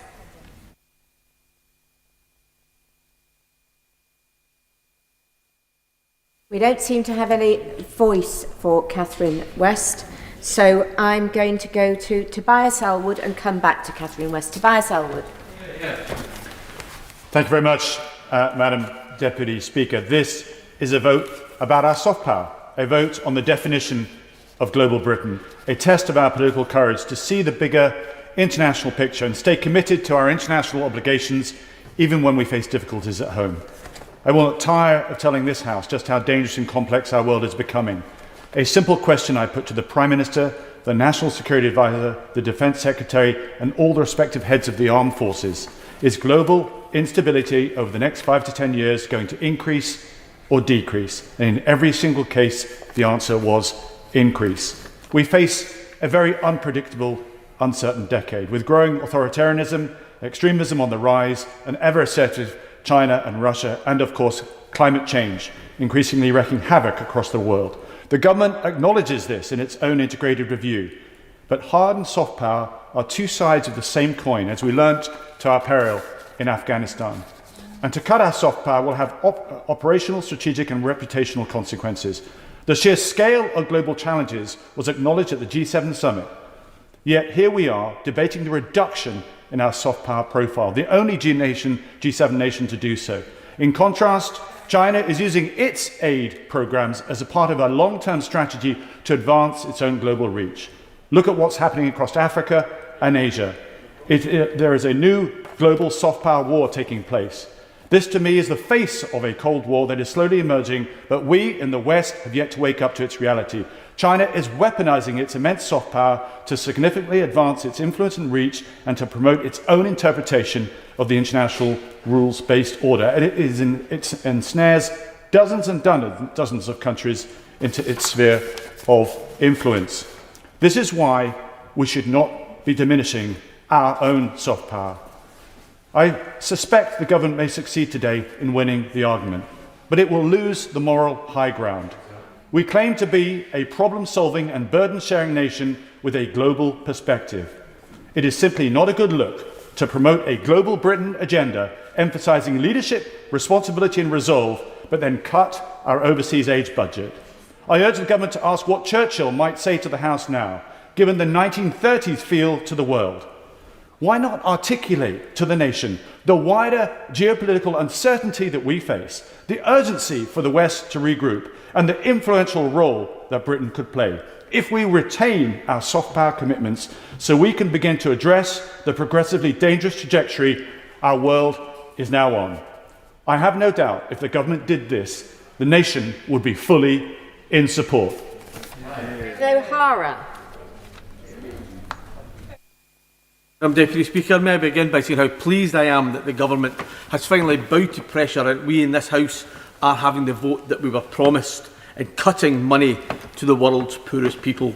And it's absolutely right that we have that vote, because every member of this House must declare his or her position. I fear that without a meaningful vote, the members opposite could continue to hide behind crocodile tears or meaningless words of regret without ever having to display the courage of their conviction and stand up and tell this government that the decision to take £5 billion away from the world's poorest people is fundamentally wrong and morally repugnant. So at the end of this debate, we will all have to declare where we stand, and no one can continue in the hope that by choosing to stay silent that he or she will not be asked to come off the fence. And although this vote has been a long time coming, it does mean that we are all in this House well rehearsed of the arguments. And absolutely no one can pretend that he or she does not know what they are voting for this evening, or they do not understand the consequences of their actions when they vote. And they now know that if they do support this motion, that money is not coming back. Madam Deputy Speaker, I find it utterly incomprehensible that the government of one of the richest countries in the world appears hell-bent on making the poorest people on this planet even poorer and more susceptible and vulnerable to disease, hunger and a lack of clean water. And for them to push this as vigorously as they have done, despite every single analysis telling them and us that millions of people will die, simply beggars belief. And it is shameful that if this motion is agreed tonight, it will mark a new low point for a country that pretends or boasts about being a beacon for tolerance, decency and humanity. This is the test of that vote. As I've said before, this country has a moral obligation to help those and now what we call the developing world, not least because this country is in no small way responsible for the situation that they now find themselves in. The UK, Great Britain, grew rich, powerful on the backs of the world's poor. We invaded, conquered, divided and plundered, leaving behind an impoverished wasteland. And it's about time this country woke up to its moral responsibility to assist those we abandoned to live with the consequences of British imperialism, and we should not be running away from that responsibility. And those on the benches opposite have to accept that as a consequence of their action tonight. We now go back to Catherine West. Thank you, Madam Deputy Speaker. And could I say what a pleasure it is to follow the member for Argyll and Bute, who's wearing a navy suit and a navy tie with white dots on it, just like our favourite football manager, Mr. Southgate. I'm very proud to stand on my promise today, laid out in the manifesto of each of the political parties in the House, for the UK government to spend 0.7% of gross national income on the world's poorest. The UK's economy and health have been ravaged by COVID, and in my local authority area alone, COVID has led to many, many deaths and the loss of jobs. Haringey Borough has one of the highest numbers of workers on furlough and at risk of joblessness in the autumn, and child poverty is on the increase. However, my constituents care deeply about the work the UK does across the globe, especially in Africa. They do not wish to see so many girls lacking in education. They do not wish to see more infants die from malaria. and they do not wish to see Daesh prosper from the withdrawal of important civil society programs promoting stability across North Africa. This decision today will affect the UK's regional universities as well. For example, it could inhibit the important work that is done to strengthen health systems across the globe by working with doctors and nurses through the Liverpool School of Tropical Medicine, or the important scientific work carried out to make insecticide-treated anti-malarial bed nets through Durham University research capacity. The Prime Minister claims to support British science, but this motion suggests the opposite. We know that in 2021, there were 23 more billionaires who reached the Times Rich list. Inequality is worsening day by day, and this proposal fails to address the grotesque inequality across the globe. If I thought by agreeing with the government today it would instead fund summer schools for children in my constituency, or would mean reinstating the 5,000 mental health beds withdrawn since 2010, or it would fund the capital needed on social homes to fund home housing services for those in housing need, I would change my mind. Instead, this motion is the beginning of more austerity, the £20 cut to universal credit recipients, the potential breaking of the triple lock for pensioners, and further cuts to local government. The last 10 years has brought the country to its knees and weakened health systems and society. So when COVID reached our shores, we fell like flies. When will we learn that the government must act to protect and build defences, or else we will suffer even more? Mangnall. Thank you, Madam Deputy Speaker. And can I start by thanking the government, because they have been courteous in having the Prime Minister and indeed the Chancellor both present and respond to this debate. They have been courteous in holding a vote at long last. But I'm afraid that is where my thanks end. As we have heard in the course of this debate, this was not only a manifesto commitment by every political party in this place, it was also a commitment to the world's poorest. It was a commitment to join in force with other nations around the world. And many members in this House have said that we didn't do anything. No other country followed us. But Germany, Denmark, Sweden, Norway, Luxembourg all now fulfill the 0.7% target. France next year is set to hit the 0.7% target. The United States of America has uplifted its spending by $16 billion. And we say that we didn't have influence, Madam Deputy Speaker. Well, I beg to differ. What we are debating today is really about the fight for parliamentary engagement. What this House voted on in 2015 in the Development Act, which enshrined the right to make sure that we weren't making short-term decisions, to make sure that when the good years were good, the spending went up, and when the bad years were bad, the spending went down, something that we should have kept in mind before we made today's decision. Instead, Madam Deputy Speaker, what we have been offered is a mirage. What looks like a compromise is something that will never be reached. It is an issue that, despite the arbiters of the OBR, the spending decisions will still be made by the Treasury. And this announcement comes before a spending review. So we don't know how much is going to be spent on social care, on health, on education. We don't know what the financial commitments will be of the government in the years to come. And therefore we are being led down the garden path. And for that, Madam Deputy Speaker, I am appalled. Like Gordon Brown's checklist to join the euro, we will never meet these targets. Madam Deputy Speaker, this is a short-termist approach. I have seen the value, as has many of members in this House, of what we spend in foreign aid, whether it is women's education, whether it is on AIDS programmes, whether it is de-radicalisation, whether it is on climate change. I believe passionately that the UK leads by example in these areas.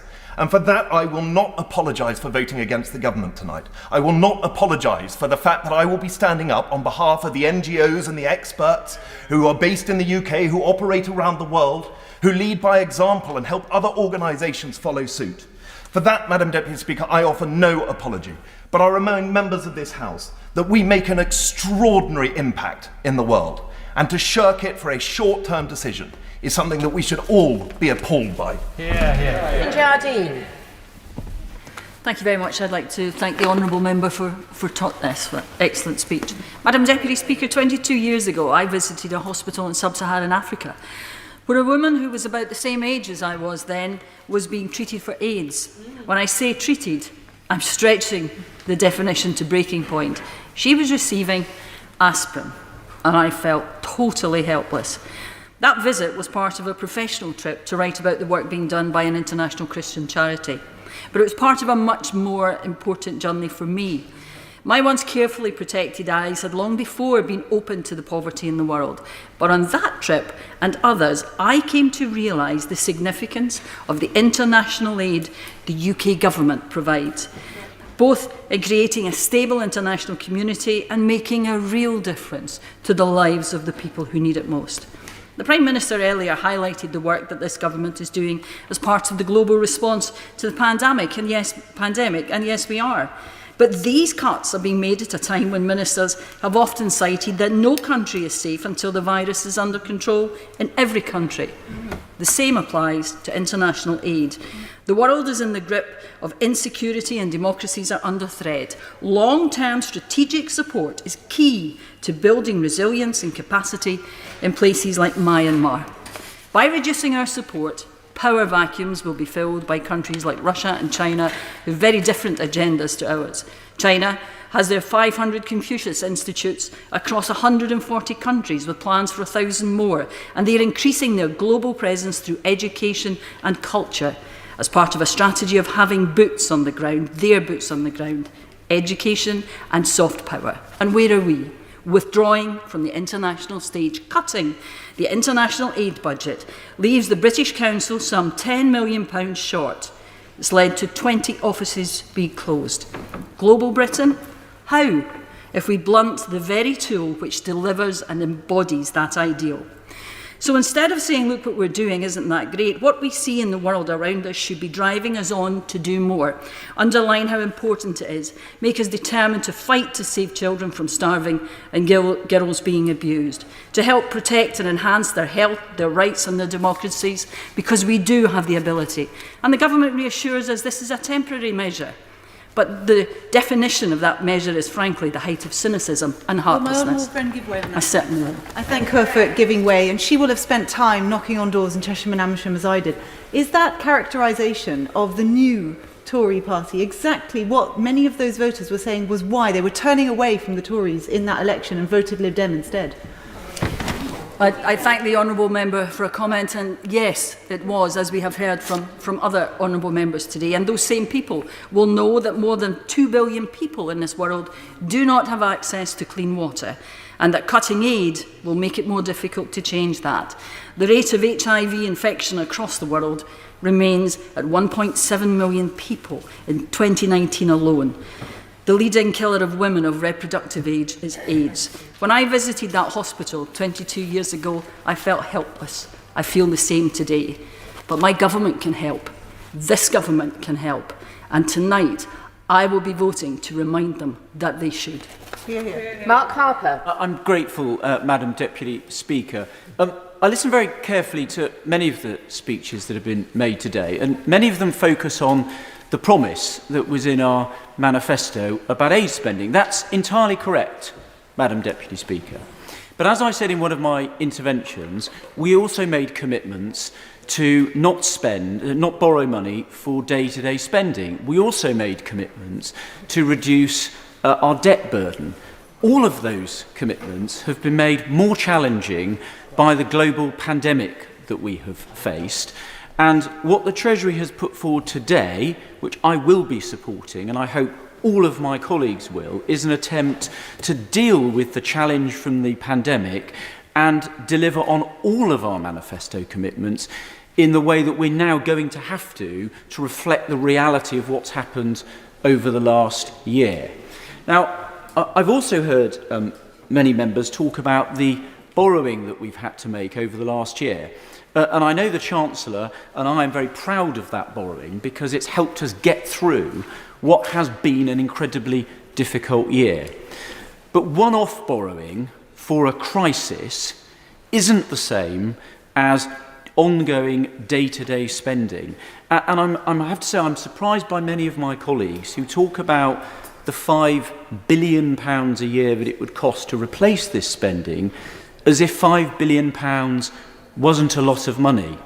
I can remember, Madam Deputy Speaker, many difficult conversations when I was a minister and indeed when I was Government Chief Whip about far smaller sums of money, sometimes involving many of the colleagues that I've heard talk about £5 billion as if it were nothing.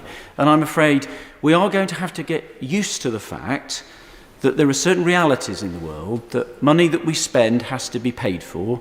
It's either got to be borrowed or financed from taxation. And one of the problems we've now got with the borrowing we've had to make over the last year is we're now very vulnerable to increases in inflation or interest rates. I heard someone say we're living in an era of low interest rates. Well, we don't know how long that's going to last. And a 1% rise in inflation and interest rates would cost us £25,000 million, which would be 5 times the level of amount of money we're arguing about today. And those are the realities that not just the Chancellor has to grapple with, but all of us in this Parliament, and particularly those of us in the governing party.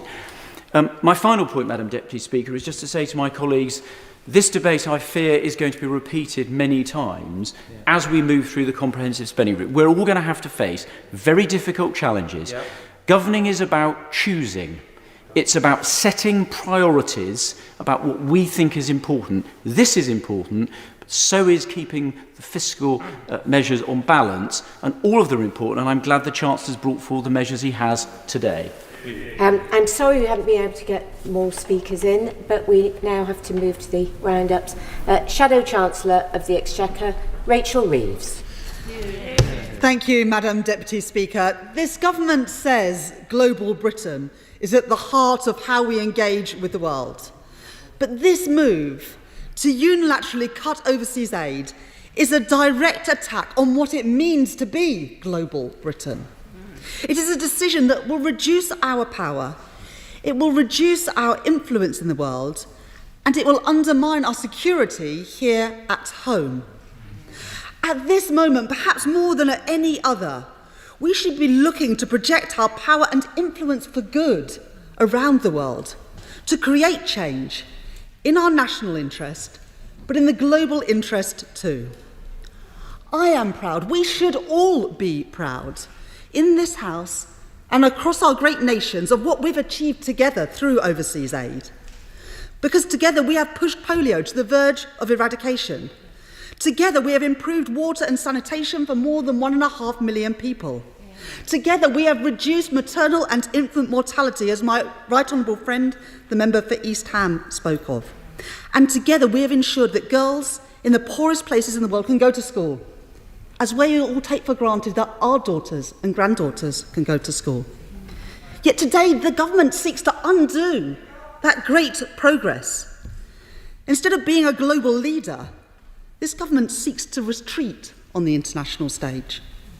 And I can see the understandable discomfort that this is causing for honourable and right honourable members on the benches opposite, who know that the consequences of this decision and the short-sightedness of what the Prime Minister has said and what the Chancellor, I fear, will go on to say today, will mean. In particular, I want to commend the contributions today of the Right Honourable Member for Sutton Coldfield, who advised colleagues to beware the traps set for the unwary. My right honourable friend, the member for Leeds Central, who said that this motion today is just not who we are as a people. And the right honourable member for Houghton, Price and Howden, who says, when it is a choice between lives and money, I choose lives. And the reason that there has been a consensus from 5 previous Prime Ministers, including the Right Honourable Lady, the member for Maidenhead, across both parties, on the importance of the 0.7% commitment, is because the case for overseas aid expresses both our moral responsibilities that we have and because it is firmly in the national interest too. I'll give way briefly. Thank the Shadow Minister for giving way. One of the NGOs and trusts that I would be involved with is the Halo Trust. They're the organisation who clear mines, unexploded ordnance and IEDs. If it comes to giving money to one group, there's a group that saves lives, as the Honourable Lady refers to. Yeah. I thank the Honourable Gentleman for that intervention, and he speaks powerfully of what he has seen. What has guided former Prime Ministers and Ministers is a moral compass. And I ask honestly to the Chancellor, what moral compass guides the Prime Minister and government ministers today as we cut those lifelines of support, and in the midst of a global pandemic as well? Now, for several decades, we have recognised that the world is increasingly interdependent, that overseas aid helps tackle poverty and infectious diseases, it helps tackle climate change, reduces conflict and terrorism, and the need for people to flee their own countries and seek refuge elsewhere. A point that the Chancellor himself made in 2015, arguing that the government's commitment to international aid is a tangible example of leadership. Well, Mr. Speaker, where is that leadership today? Because crucially, overseas aid helps us respond to pandemics. COVID cannot be eliminated anywhere if it is not eliminated everywhere. And these cuts will impede the ability for some of the poorest countries in the world to mobilise their public health systems and roll out this vaccine effectively. What good does that do any of us here? Until COVID is under control globally, the risk is that this virus mutates and it comes back to Britain and threatens all of us, including those who have already been double vaccinated. Now, the Chancellor knows full well that our country's commitments are as a proportion of our gross national income, and that is right. And it means that as our economy grows, our generosity as a country grows. But as our economy shrinks, so does our generosity to those in the poorest parts of the world. That is right, and it happens automatically without the cuts that are being proposed on top of that. As the Right Honourable Gentleman for East Worthing and Shoreham puts it, the simplicity of the 0.7% commitment is built into the formula. Our payments go up in times of plenty and they fall back when the economy is more stretched. But with a 30% reduction, that's what we're talking of today, a 30% reduction in just 1 year. Never has our aid budget been cut so savagely, so suddenly, and by so much. And let us be very clear about the tests for returning to 0.7% of GNI spent on overseas aid. The second test that the Chancellor has set out is around our debt to GDP ratio falling. Now, the OBR forecasts that this won't be met next year or the year after. At the very earliest, it will be met in the financial year 24-25. But let's look at the first test. In the last 30 years, the current budget balance test being proposed by the Chancellor today has only been met 5 times, and only for 1 year under a Conservative government. But the test proposed by the Chancellor, it goes further than that, because it doesn't just say a current budget balance, it says a sustainable current budget balance. And that is something that has only been met in the last 30 years under a Labour government. So if the Chancellor's small print conditions are applied to the latest OBR forecasts, then we will not be achieving a current budget surplus in the whole of the forecast period. These aren't tests to go back to 0.7% of GNI spent on overseas aid, but to stop that ever happening under a Conservative government again. So let us be clear about what we are voting for this evening. If we vote for the Chancellor's proposal today, this won't just be for a year. It will hang over us for as long as the Conservatives are in government. Mr. Speaker, if the Chancellor is serious about saving money, and I believe in value for money in every pound of taxpayers' money spent, then why, Mr. Speaker, did the Chancellor happily sign off cheques? £2.6 million on a media briefing room that won't be properly used. £200 million on a vanity yacht project to sell global Britain around the world. Well, why not invest that money on overseas aid instead? £37 billion on a test and trace system that doesn't even work. And £2 billion on crony contracts for friends and donors of the Conservative Party. What exactly does it say about the priorities of this government? And why is the overseas aid budget being singled out for cuts by this government? Because it is ideological, it is not about value for money. If this is what goes through this evening, and this is what the House votes for, it will diminish Britain. It will reduce our power and influence for good in the world. And it will undermine our security here at home too.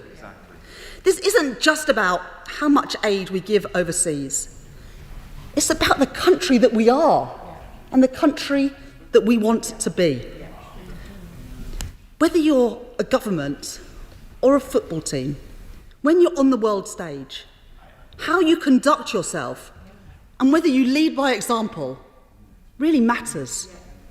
Many honourable and right honourable members on this side and opposite too know in their hearts, but in their heads too, that what the government is proposing is profoundly wrong. And they also know full well that it breaks the proud promises that we all made at the last election just 18 months ago.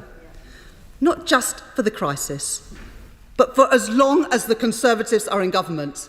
So I urge honourable and right honourable members to reject this motion today and do what they know is right for the poorest people in the world and to honour those proud commitments that we all made in the national interest. Chancellor of the Exchequer, Rishi Sunak. Mr. Speaker, I'm grateful to members on all sides for their passionate and principled contributions to today's debate. And given the short time available, let me just highlight some of the powerful speeches we've heard in support of the government's motion today, including from the honourable members for Somerton and Frome, Hitchin and Harpenden, Rutland, Derbyshire Dales, Rushcliffe and Wellingborough. Now, of course, Mr. Speaker, I am disappointed that not all of my colleagues feel able to support the government today, including the right honourable member for Maidenhead. And of course, nobody can doubt the sincere commitment to this cause by the right honourable member for Sutton Coldfield. And I'm grateful to the honourable member for Tonbridge and Malling for his kind words about my career before being in this place. There were particularly thoughtful speeches, Mr. Speaker, from the members, or the right honourable members for Tunbridge Wells and Kenilworth and Southam, both of whom highlighted the explicit provisions in the 2015 Act that envisaged these circumstances happening. I can give the right honourable member for Tunbridge Wells my commitment to the £22 billion, which I believe very strongly in, as does the Prime Minister. We are determined to create a science superpower in this country. As ever, my right honourable friend, the member for Forest of Dean, made a powerful speech about our promises, Mr. Speaker, all our promises, not just some. And whilst the party opposite may not be concerned with promises about managing the public finances and responsibly looking after people's money, people on this side of the House always will, Mr. Speaker. Mr. Speaker, before I begin, may I also pay tribute to those members who have worked with the government. And I'm grateful for their constructive cooperation over the past few weeks in finding what I believe is a genuine compromise to bring this House together so that we can support a policy which commands, I think, the broad acceptance not just of this place, but of the British people. Those right honourable members and honourable members include the members for Stafford, Bromley and Chislehurst, Milton Keynes North, South Northamptonshire and Bexhill and Battle. I am very grateful to them for all their engagement. Mr. Speaker, what we are asking the House to vote for today is a roadmap for returning to 0.7%. This roadmap reaffirms our values whilst recognising the reality that COVID has caused severe damage to our public finances. It puts beyond doubt that the reduction in the aid budget is temporary. It defines a reasonable set of tests for when we will return to 0.7, and it makes those tests objective and verifiable based on data, not dates, measured not by the government ourselves, but by the independent OBR. I'm happy to give way. Grateful for the Chancellor giving way. Does he accept that in areas of instability and potential social decline, when you withdraw aid and you withdraw support, they are more likely to end up needing the support of our military? We know this for fact because we've had to do it a lot in the past. Does he not accept the principle that in areas that are extremely volatile, it is much, much cheaper to the British purse to support via aid workers than to send the military in with hardware and to put our soldiers in the front line, often in danger? Well, Mr. Speaker, it is not either or. This government is doing both. We are one of the largest donors to the UN peacekeeping operations, and is why we are making a difference in countries across the globe, not just through our ODA budget, but through all the other ways we express global leadership. I'm extremely grateful to the Rapporteur for giving way. He's right. The countries with big hearts also need clear heads. So will he confirm that with the roadmap he set out today and the proposals before this House, we will still be spending 20% more than we were when the party opposite was last in government on overseas aid? If my numbers are right, Mr. Speaker, as a percentage of GDP, we were for the last few years spending double what the party opposite ever spent when they were in office, and he is right about what we will be doing even at this reduced level. But, Mr. Speaker, let me make some progress. Today's approach is a pragmatic approach to meet our commitments to the world's poorest today and have the secure fiscal foundations we need to meet those commitments for decades to come. Mr. Speaker, we should be proud of what UK overseas aid means to millions of the world's poorest people. It means tens of millions of girls around the world getting a better education. It means food parcels stamped with a Union Jack arriving in famine-stricken countries like Syria and Somalia. It means wind turbines, solar panels and hydroelectric dams generating clean energy in developing countries. And I am proud, as I know the whole House will be proud, of the extraordinary good this country is doing around the world. Grateful to the Chancellor, and would he remind the House, who rightly very keen that we save as many lives as possible, that this country has given a great gift to the world with many free vaccines and pioneering the cheapest and one of the best vaccines to save lives all around the world. I completely agree with my right honourable friend, and I will come on to that in a minute.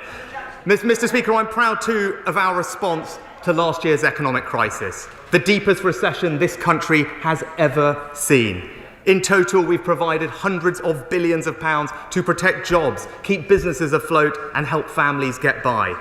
That was the right approach, but we should be clear-eyed. COVID has severely damaged our public finances, the highest level of borrowing since World War II. National debt of £2 trillion and rising, debt expected to peak at 100% of GDP. And if we want to continue to meet our commitments in the future, both at home and overseas, we must act now to rebuild our fiscal resilience. And in spite of... I'll give way one last time. Also, the Chancellor are giving way. All of this is all well and good, but they'd already taken the decision to scrap the Department for International Development before COVID came along. That's how committed they were to international aid.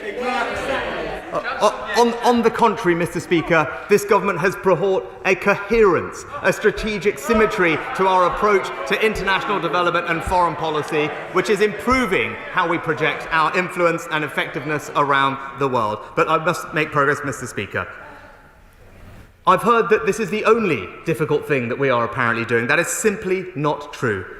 We have had to build fiscal resilience and have asked businesses to pay more tax. We have frozen the personal income tax allowance, taken a targeted approach to public sector pay, and yes, we also had to take the difficult decision to temporarily reduce our aid budget. And this decision follows a path Parliament explicitly envisaged when it enshrined the 0.7% target in law. Section 2, subsection 3 of the 2015 Act clearly foresaw the fiscal circumstances that might mean the target could not be met. And, Mr. Speaker, let us be honest.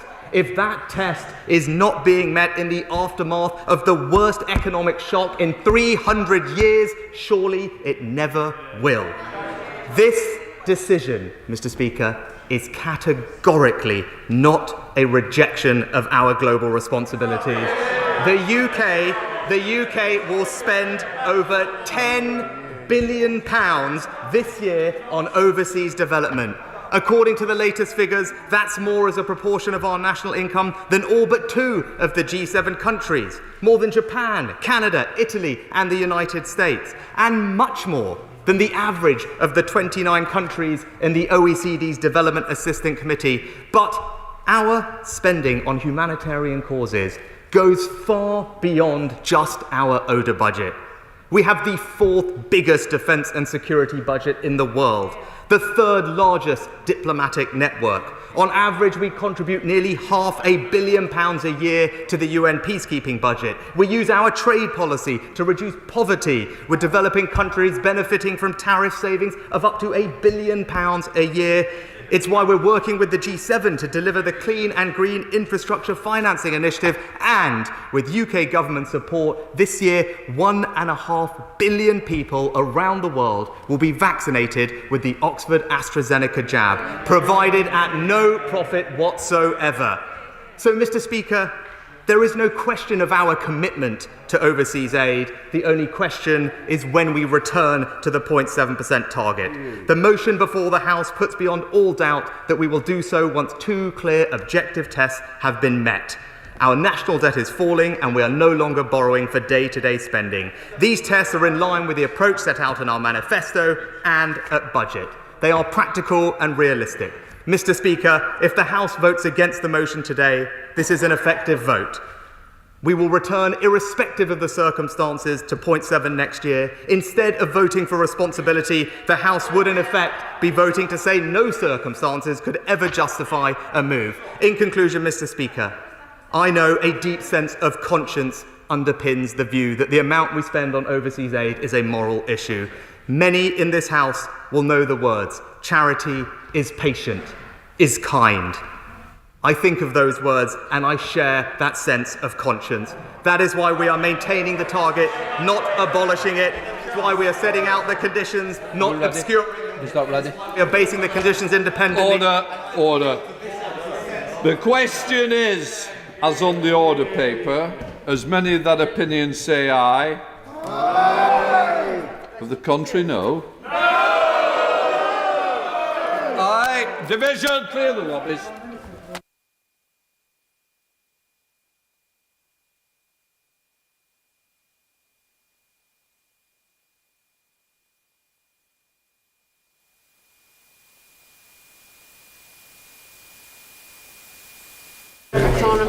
Are you both ready?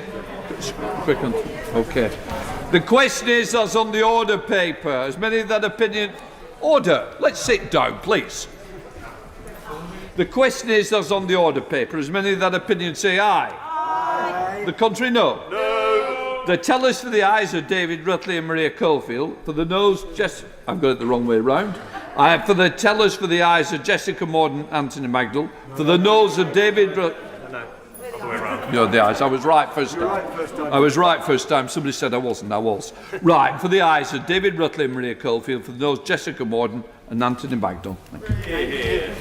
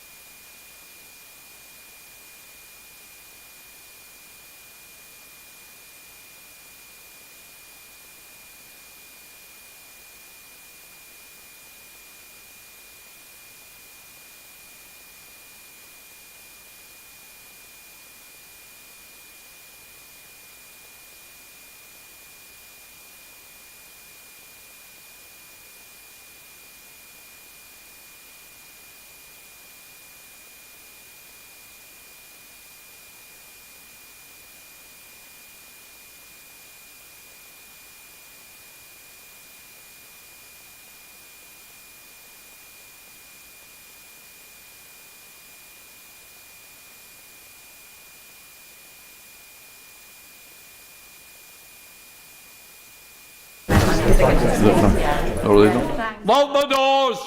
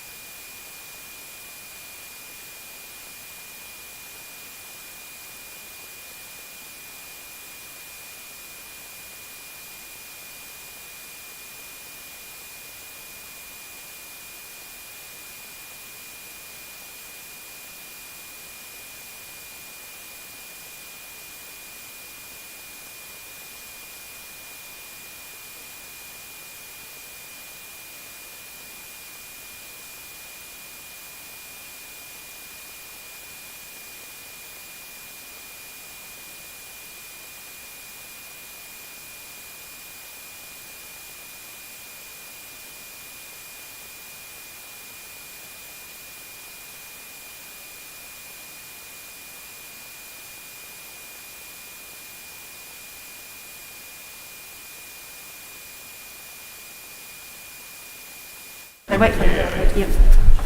Order. The ayes to the right, 333.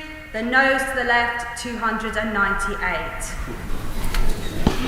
The ayes to the right, 333. The noes to the left, 298. The ayes have it, the ayes have it. A lock. Chancellor, point of order. Mr. Speaker, I recognise the passion and conviction with which many members spoke today in favour of the 0.7% target, members who voted both for and against the government's motion, in fact. And to me, that is the salient point, Mr. Speaker.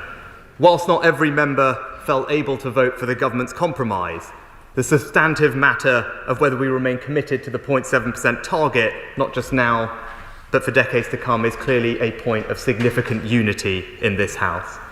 Today's vote has made that commitment more secure for the long term, whilst helping the government to fix the problems with our public finances and continue to deliver for our constituents today. I want to commit to the House, Mr. Speaker, that both I and the Prime Minister and the Foreign Secretary will continue to work with all honourable members on how we can continue to be a global leader helping the world's poorest, on how to improve our aid spending, target it most effectively, and ensure that it is getting to those who need it most.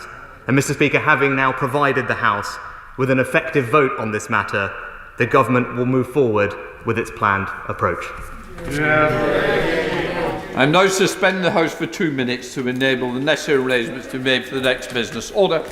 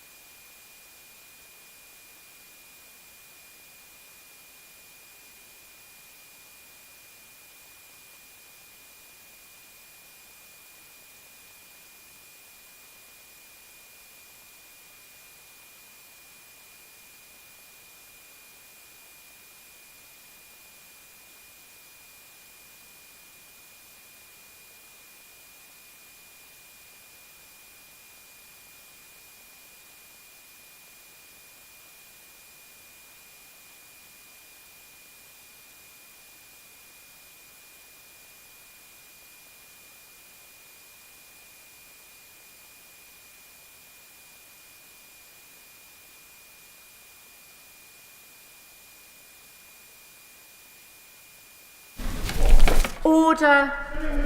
Order. Point of order, Sir Christopher Chope. Madam Deputy Speaker, I hope you can help us, because in the debate after this one, we are discussing the regulations which the government has brought forward, which will deprive thousands of people who work in our care homes of the right to work and not give them any compensation. The government said on the 22nd of June that alongside the statutory instrument, it was laying an explanatory memorandum together with an impact assessment. The impact assessment has not been laid. Yesterday I raised this as an issue, and I referred to the fact that the department had written to the library and said the impact assessment has not been laid yet. We will be laying it at the earliest opportunity. That was midday yesterday. I've recently spoken to people in the Vote Office, and they say that they've now been informed by the department that this impact assessment will not be laid before the debate. So either it doesn't exist and there was a falsehood when it asserted that it did exist, or it's been suppressed because it doesn't fit in with the government's agenda. But in any event, Madam Deputy Speaker, is it open to you to put pressure on the government to withdraw that item of business until we have got an impact assessment? Well, I thank the honourable gentleman for his point of order and for giving me advance notice of it.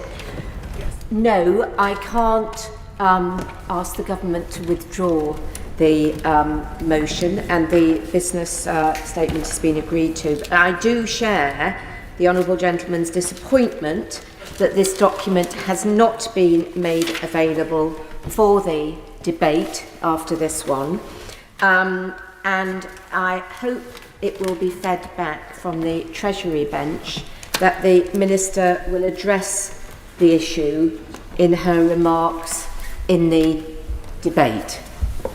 Thank you. Further to that point of order, William Ragg. That point of order, having recently been on a all-colleague call with the Care Minister, she confirmed to us that the said impact assessments would not be made available until after the vote. That strikes me as a rather back-to-front approach. So just to provide that clarity to the House. Well, I'm grateful to the honourable member for that clarity. It is what we rather suspected. I was trying to hint at that it wasn't going to be ready, but that the Minister would address it in her remarks when she opens the debate. Thank you. Sir Christopher Chope. What my honourable friend has said, that this is available. It could be made available immediately, but the government is choosing not to make it available until after the event. Well, the honourable gentleman has reinforced his point that if it is available, could it be made available before the debate? We understand it is not going to be, but as I say, we will pass back the very strong feeling that the Minister should address why that is the case in her opening remarks. Right, we now move on to the Armed Forces Bill Programme number 3 motion. Programme motion, Minister to move. I beg to move. The question is the Armed Forces Bill Programme number 3 motion as on the order paper. As many as are of that opinion say aye. Aye. To the contrary, no. I think the ayes have it, the ayes have it. The clerk will now proceed to read the orders of the day. Armed Forces Bill as amended in committee to be considered. Now. Thank you. We begin with new clause 1, with which it will be convenient to consider the other selected new clauses and amendments as listed on the selection paper, and I call Shadow Minister Stephanie Peacock to move new clause 1. Thank you, Madam Deputy Speaker. Labour stands firmly behind our armed forces and our brave service personnel who serve our country. It is a privilege to be speaking on behalf of Her Majesty's opposition on this important piece of legislation. From their work across the country on the front line of the pandemic to operations around the world, Britain's armed forces deserve our admiration and gratitude. My granddad, who would have been 100 this year, served with the RAF during the Second World War. Nearly all of us will have loved ones whose service we look back upon with pride, and I'm sure that we would all hope that they were given the support that they needed and which they deserved during their service and afterwards. Labour supports our armed forces and the principles behind this bill. It is a once-in-a-Parliament opportunity to bring about meaningful improvements to the lives of our service personnel, veterans and their families. And I want to take this opportunity to thank all the organisations who have contributed to this piece of legislation: local authorities, service charities and voluntary organisations. It is the duty of any and every government to look after its people. And there are welcome steps within this bill which we are supportive of. The creation of a legal duty to the principles of the Covenant and the implementation of key elements of the Lyons Review. But we believe the government can and should go further. Our forces communities cannot afford for this bill to become a missed opportunity. And that's why Labour have put forward our amendments in good faith, to strengthen this bill and offer support and protection that are needed by many of our service personnel. So turning firstly to Amendment 1. Currently, serious crimes, including murder, manslaughter, domestic violence, child abuse and rape cases that are committed in the UK by service personnel are prosecuted in the Service Justice System, the SJS, and not the civilian courts.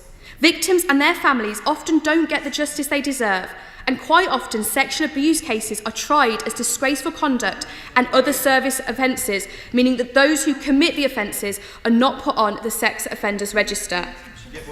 I will give way, yes. Grateful for the Shadow Minister for giving way, and very much welcome her commitment to the rule of law in Amendment 1.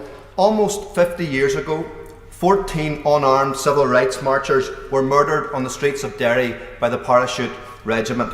5 of those victims were shot by David Cleary, otherwise known as Soldier F. For 50 years, he's been granted anonymity. Now the government want to give him an amnesty. Does the Shadow Minister agree with me that none of the perpetrators involved in murder during our Troubles should be granted an amnesty? Well, the Labour Party is committed to the Stormont House Agreement, and the leader of the Labour Party, the member for Holborn and St Pancras, made clear in Northern Ireland last week that the rule of law must be central to our approach to legacy in Northern Ireland. Returning now to Amendment number 1. Last week I met with the charity Saluta at Forward Assist, who shared with me statistics that show up to 6 out of 10 women serving in the military have experienced some form of sexual harassment or abuse. This is an issue that disproportionately affects women of lower ranks. It is a harrowing issue, and these women deserve real justice. This amendment would ensure that the Armed Forces Bill provides appropriate support, protection and access to justice for our forces. Serious crimes will be tried in the civilian courts when committed in the UK unless the Attorney General has consented for such crimes to be tried under courts martial. I would now like to move to Amendment 2. A significant part of this bill relates to the Armed Forces Covenant and the introduction of legal duty for public bodies to have regard to its principles. I'm proud that my own local authority, Barnsley Council, are not only one of the leading signatories of the Covenant, but have also achieved the Gold Award in the Defence Employer Recognition Scheme. More needs to be done to end the postcode lottery support, and introducing the legal duty in this bill is a welcome step. But we believe it can go further, not only in the duties themselves, currently limited to healthcare, housing and education, but whom they apply to as well. Whilst this bill creates new responsibilities for a wide range of public bodies, from school governors to local authorities, central government is not included. The government is notable by its omission from these legal responsibilities. They should show leadership in at least holding themselves to the same standard that they are asking others to follow. Our amendment would place the same legal responsibilities to the Armed Forces Covenant on central government as their current drafting requires of local authorities. 12 of the UK's leading military charities wrote an open letter to MPs last week, sharing their concern that the new legal duties in the bill do not cover the full range of issues currently affecting our armed forces community. They are urging the government to widen the bill's scope to make sure greater protections are given in areas such as employment, pensions, social care and immigration. I hope the government will today listen to those charities and support our amendment. Through new Clause 1, we are calling on the Ministry of Defence to recognise its duty of care to British service personnel who are subject to legal action arising from overseas operations. It simply cannot be right that so many families have been put through the trauma of long-running investigations with little to no legal or welfare support from the Ministry of Defence. Labour repeatedly attempted to resolve this issue with amendments to the Overseas Operations Bill, but ministers did not accept this important duty as part of the bill. We are asking the government again to reconsider this issue and ensure they deliver on their responsibilities to members of our armed forces. New Clause 2 would establish a comprehensive review of the number of people who were dismissed or forced to resign from the armed forces due to their sexuality and consider appropriate forms of compensation. The institutional and cultural discrimination against the LGBT+ community is frankly a shameful feature of our not-so-distant past and remains a serious issue today. I am proud that the last Labour government abolished the ban on homosexuality in the armed forces in 2000, and I believe the government's new policy of medal restoration for those veterans is a very welcome first step. But it simply cannot be right that so little further work has been undertaken to seek to right this wrong. So we ask ministers to now consider the restoration of ranks, pensions and other form of compensation to appropriately honour those who have served our country with courage and distinction, irrespective of their sexuality. New Clause 3 is calling on the government to create a representative body for our armed forces. It has been clear for some time now that the armed forces need independent advice. There are many issues where members of the armed forces need representation in matters such as welfare and pay, which is why Labour are calling for a representative body for the armed forces to work with the Ministry of Defence to further support service personnel. The US and Australia already have similar models embedded into military command structures, and the model is used successfully in this country in the police force through the Police Federation. Our armed forces give their lives for us. Ministers should seize this opportunity to give them a real voice. And finally, I will turn to New Clause 4, which calls on the government to conduct a formal review of the standards of mental health care available for service personnel. The government is currently missing a range of targets for mental health care for people who have served.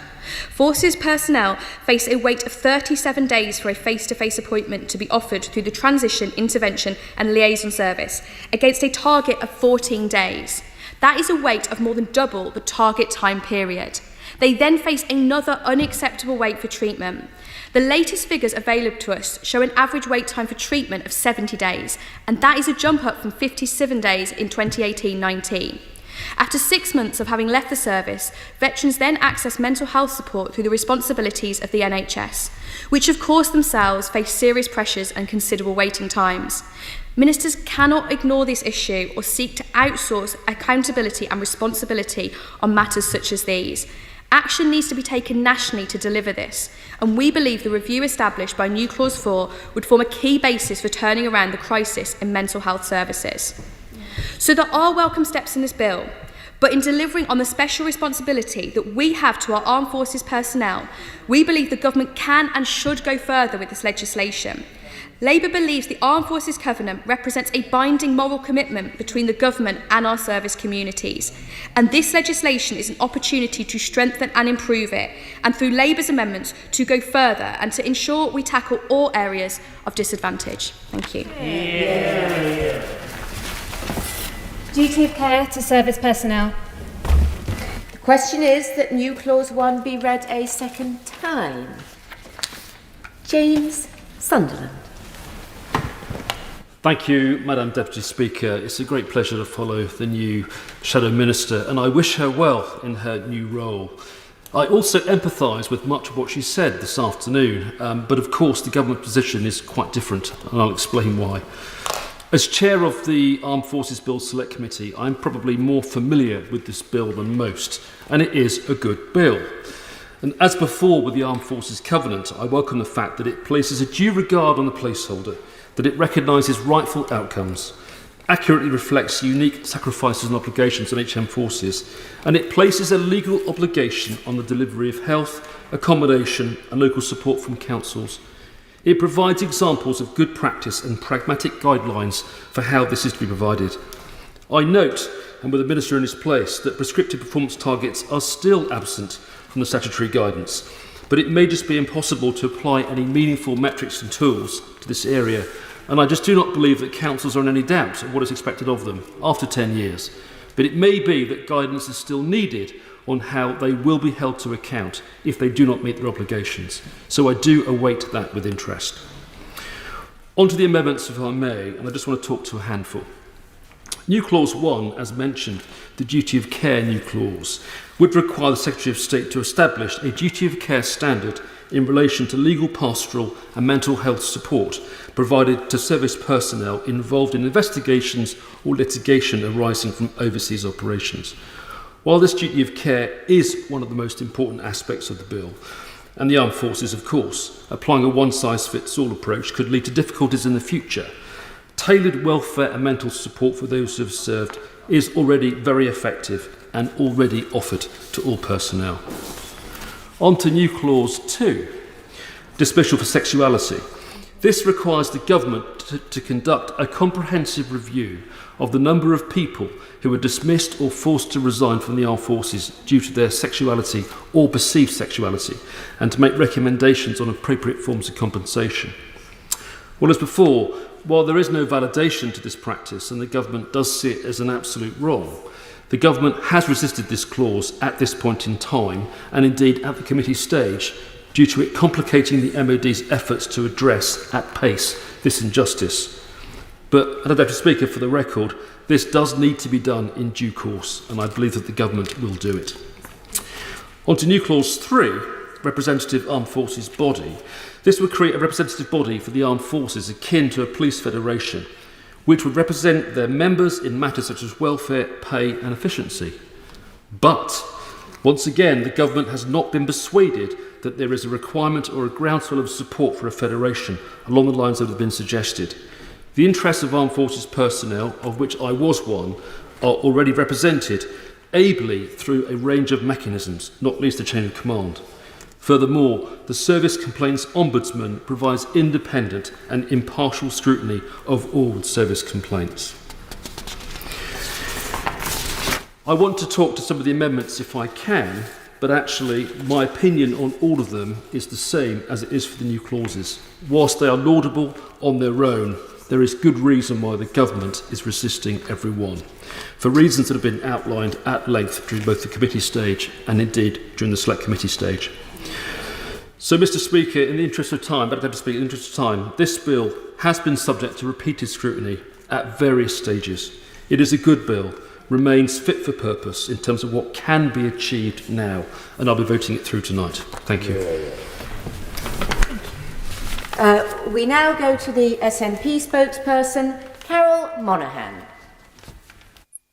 Thank you, Madam Deputy Speaker, and I wish to start my comments this afternoon by paying tribute to members of the armed forces, both in ordinary times, the work they do in ordinary times, but also the work they have done over the last 15, 16 months in their support for services during the pandemic.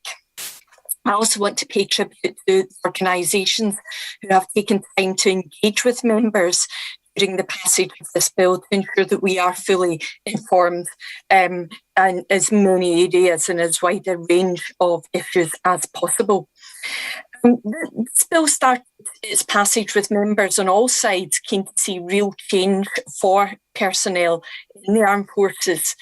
And from that start, with the very best of intentions, we've ended up with a disappointing conclusion, with non-controversial amendments being rejected without, I believe, any real attempt to make meaningful progress.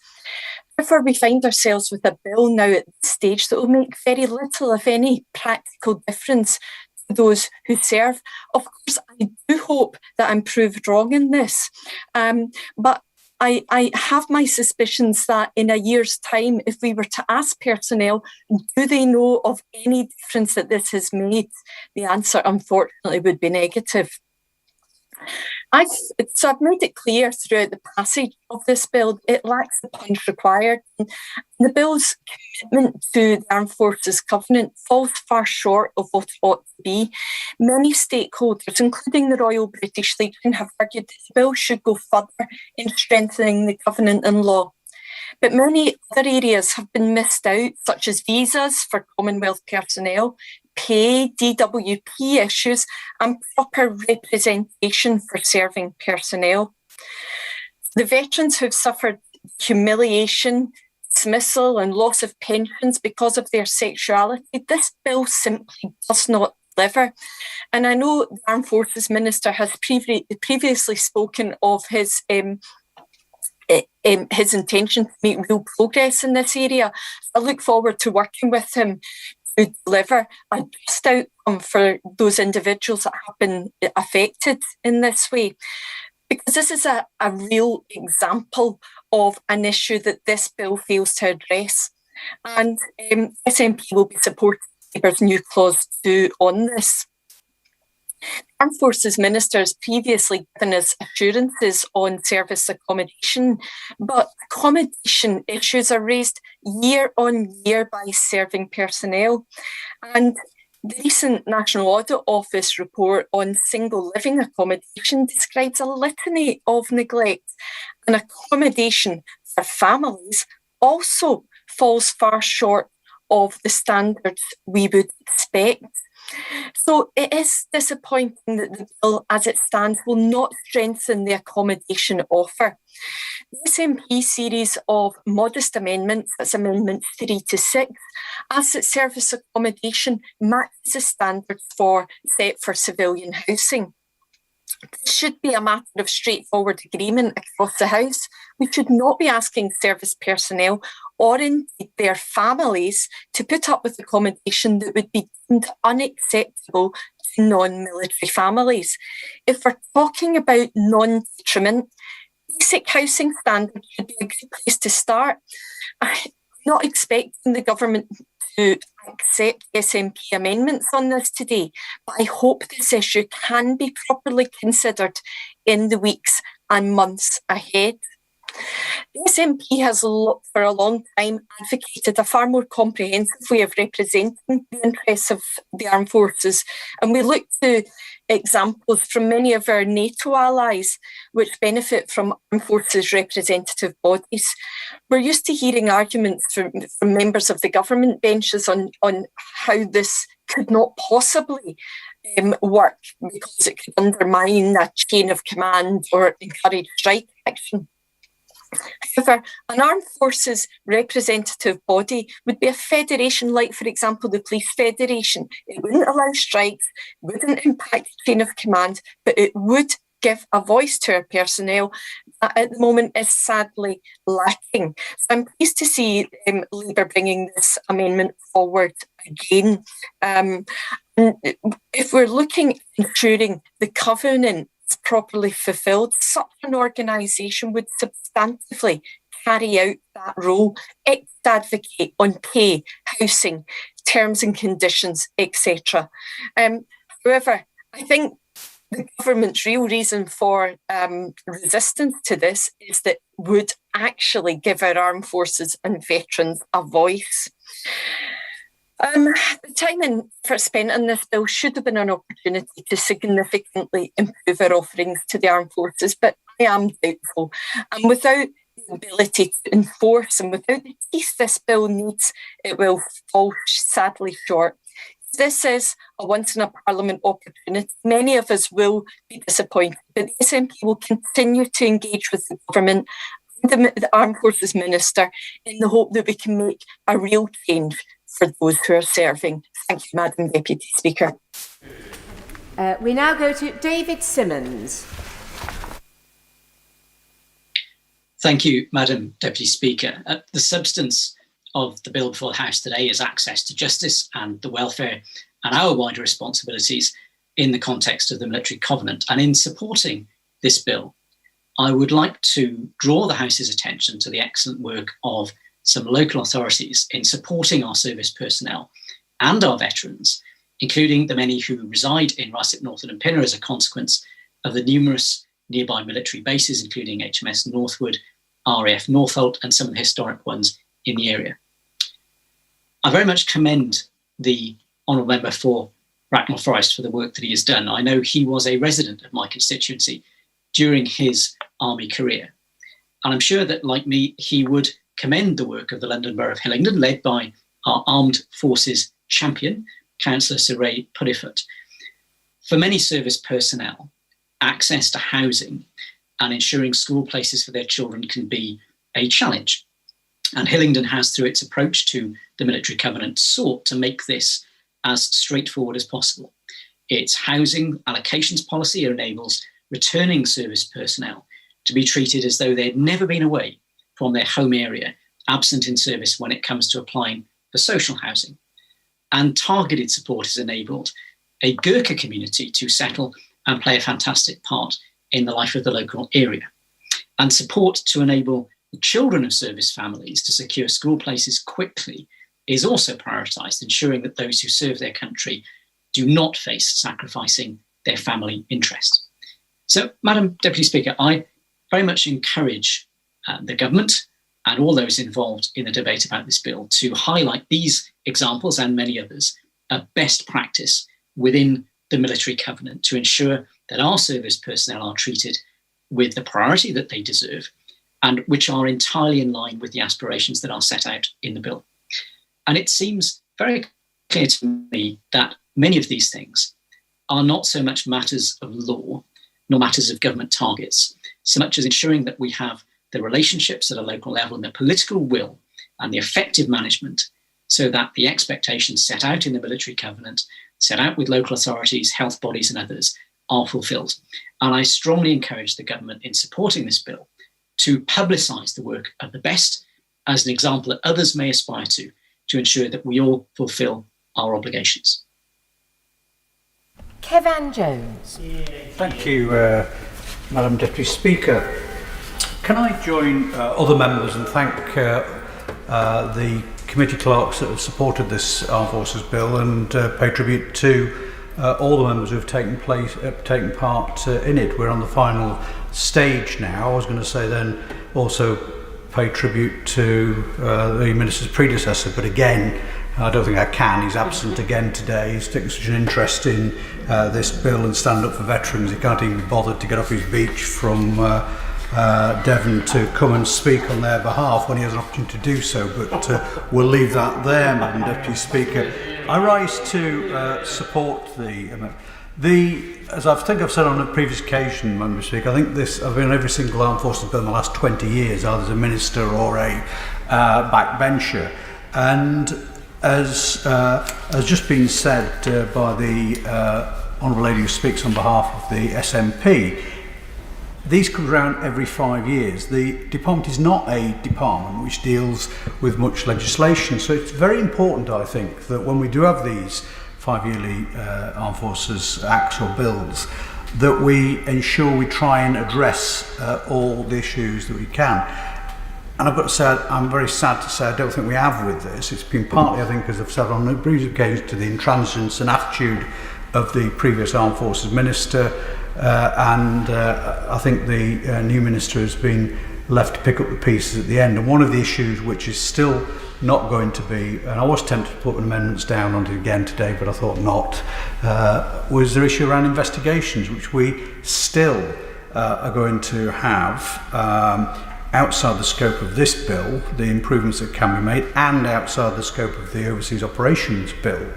And, you know, I would just like to ask the Minister, when the review is complete, which I understand is going to be complete later this summer, is when will that time for those amendments and changes that need to be put in place, when will it be happening? Because I don't think we can wait another 5 years for next Armed Forces Bill. And I've used the word before, members, it's a missed opportunity which would have improved this bill and certainly would have vastly improved the Overseas Operations Bill, which is a disappointment, to say the least, in terms of promising a lot and delivering little and actually taking away rights from veterans, which is disappointing. I'd like to just speak to some of the amendments before. And can I just begin with new clause 2? One of the great things about the Armed Forces bill, the way it's constructed, we can take evidence from a wide range of individuals. And can I pay tribute to Fighting with Pride for their evidence that they gave to the Select Committee, because they demonstrated, and I think they shone a light on something which has not been highlighted, and that's the way and the effects of those individuals who were dismissed from service because of their sexuality. I think many of us thought, well, because the ban was overturned, somehow that was the end of the issue, and somehow things had moved on. But what shocked me, and I think many of the committee, was the fact that those individuals who served their country with dignity and bravery, who were then dismissed because of their sexuality, are still suffering the legacies of that, including an individual we heard evidence from who, because it was classed as a sexual offence, is on the sex offenders register, which is still today, 20 years afterwards, still affecting his ability to get a job, for example, as a school caretaker. This urgently needs to be addressed, and I don't, doubt that the Minister is committed to look at this area. But I think without this new clause in, the MOD will go into its usual mode of thinking, well, we don't need to bother about this for the next few years and how we're going to do it. But what clearly needs to be done, that study does need to be done in terms of the effects. And clearly the issue around the criminal records just needs to be addressed straight away. There's no justification at all for these individuals who have got a criminal record that if they'd, in quote, committed the same offence in same acts in civilian life would not have had a criminal record. That can't be right. Those individuals are still being. I note the government's change in terms of asking issues in terms of medals and making sure that people are being able to apply for the medals that they were stripped from them when they were dismissed from service. But I think again we need clear guidance on this. I think people have to apply. I think some people have asked about, well, why can't the MOD take a proactive stance and actually offer these medals out? And for some unknown reason, the data is not there. It makes you wonder, Madam Speaker, whether or not a hard enough job is being looked at in terms of trying to address and find out these individuals. There must be records in all three services of the individuals that were dismissed. And I think it is important that those medals are actually reported. So, as I say, I don't question the commitment of the Minister, but I think without this, he will come up against what we all do, as you know, Madam Speaker, in terms of the civil service system. This will just get pushed back and back, and we've got to make sure it isn't. The only way I think we can do that is by doing this. New Clause 3, in terms of the Armed Forces Federation, I know this always sets off the end of the world notions in terms of some in the military and some on the Conservative backbenches, as though somehow that if we had this, the world would stop. Well, if it's good enough for our main allies in terms of the United States, in terms of Australia, and in terms of the many European countries, then I think it's good enough to me. Now, people ask the question, well, are you arguing here for a trade union? I think the Honourable Lady for Glasgow North West was correct. This is not about having a trade union for the armed forces. And I've got to say, I understand the conservative nature of the small c of the military. But this is now coming to a point where it's going to have to come in sooner rather than later. I've, just along with other members of the Defence Select Committee, undertaken an inquiry ably chaired by the Honourable Lady for Wrexham into women in the armed forces. I'm not going to say what's in it, but when it is published, I think it's next week, I think people will be utterly shocked at the way and some of the evidence and things we've found. And one of the key points there that comes loud and clear in that report is the reluctance for people to come forward to make complaints, the reluctance in terms of the chain of command to take some of those, we're not talking here, disputes in terms of employment, we're talking in some cases serious cases of sexual assault and other issues which are just not being addressed. And what I consider this being is a pressure cooker in the system. You need you need something in the system to let the steam out. There's no system there at the moment. All it does, it builds up because people in the chain of command are ignoring in some cases, and there's a cultural issue which is I think still there, particularly in the army, which means that these issues and people are not being addressed. I don't see any other way of changing it rather than what would seem as a radical change. I would not support anything which meant that any type of federation would affect the operational effectiveness of our armed forces in terms of strikes. I would not go there. But what the ordinary man and woman in our armed forces today need is a voice. And frankly, I don't think they have a voice. And as I say, I think people ought to read that report, and it saddened me, frankly, that after all the changes in wider society have taken, that some of those attitudes and things are still going on. It will come around this, whether it's in the next Armed Forces Act or not, I'm not sure. But those people do need to have representation. Now, can I turn on to new clause 4, and it's around provision of mental health. And can I say is that has a lot of progress been made in this area? Quite clearly, yes, Madam Deputy Speaker. But what is happening now is the same thing that I came up when I was dealing with it in the Ministry of Defence, and it's that transition and disconnect between the Ministry of Defence and the Department of Health. Now, I know the present government and I certainly tried in terms of making sure you have a joined up seamless service, but it's still not working. You know, veterans are still falling through the gaps in terms of provision.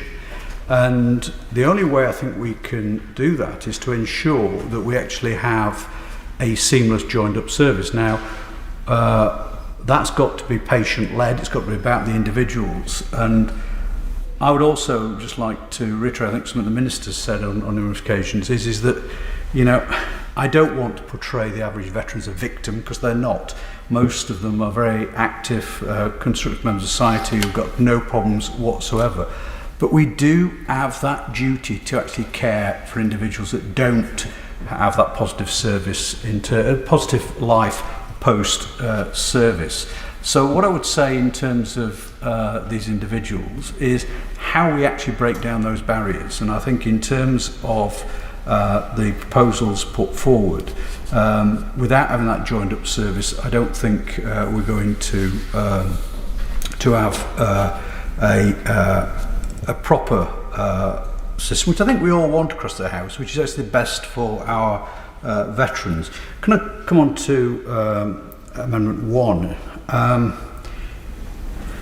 People saw this morning's Times. I mean, these figures are not pretty in terms of rape and serious sexual assault. Is that an issue around lack of commitment in terms of or resources? Possibly it is. I've got to say, having sat with colleagues on the Defence Select Committee in terms of the report we've just done, what saddens me that it's actually some of it's down to cultural attitudes which have no place in a modern society and do need radical change. I think the other issue here relates back to my earlier comments in terms of investigations.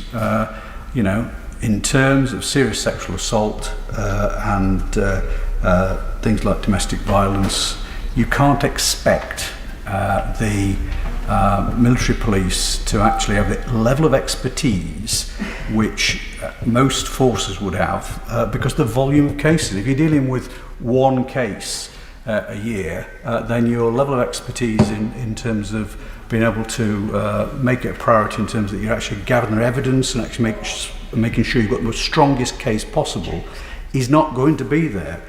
So I think, I'm sorry, this has got to be taken out of the actual military justice system. Now, in terms of other things I'd just like to touch on, I think the issue which I think has been throughout this is in terms of jurisdiction of where the Armed Forces Covenant, and I think in terms of the areas which have been excluded, the obvious ones that really I think for many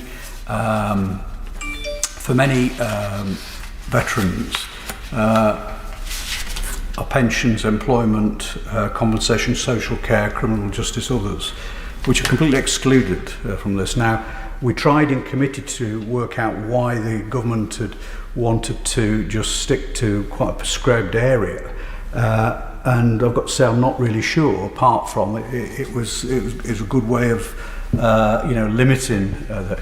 But I think if we actually really want to make the covenant meaningful in practice, it's got to go wider. The other thing which I'm still not happy with this bill with is the fact that the redress system, the idea that people can take a judicial review if they're not satisfied. Now, what we needed in this bill, and which would have been the obvious, and was actually we took evidence from the local ombudsman, the Ombudsman Service that suggested it, is people should have had the right to be able to take complaints if they've not actually got what they think is is redress to the Ombudsman, because without any redress I think this is going to be pretty meaningless.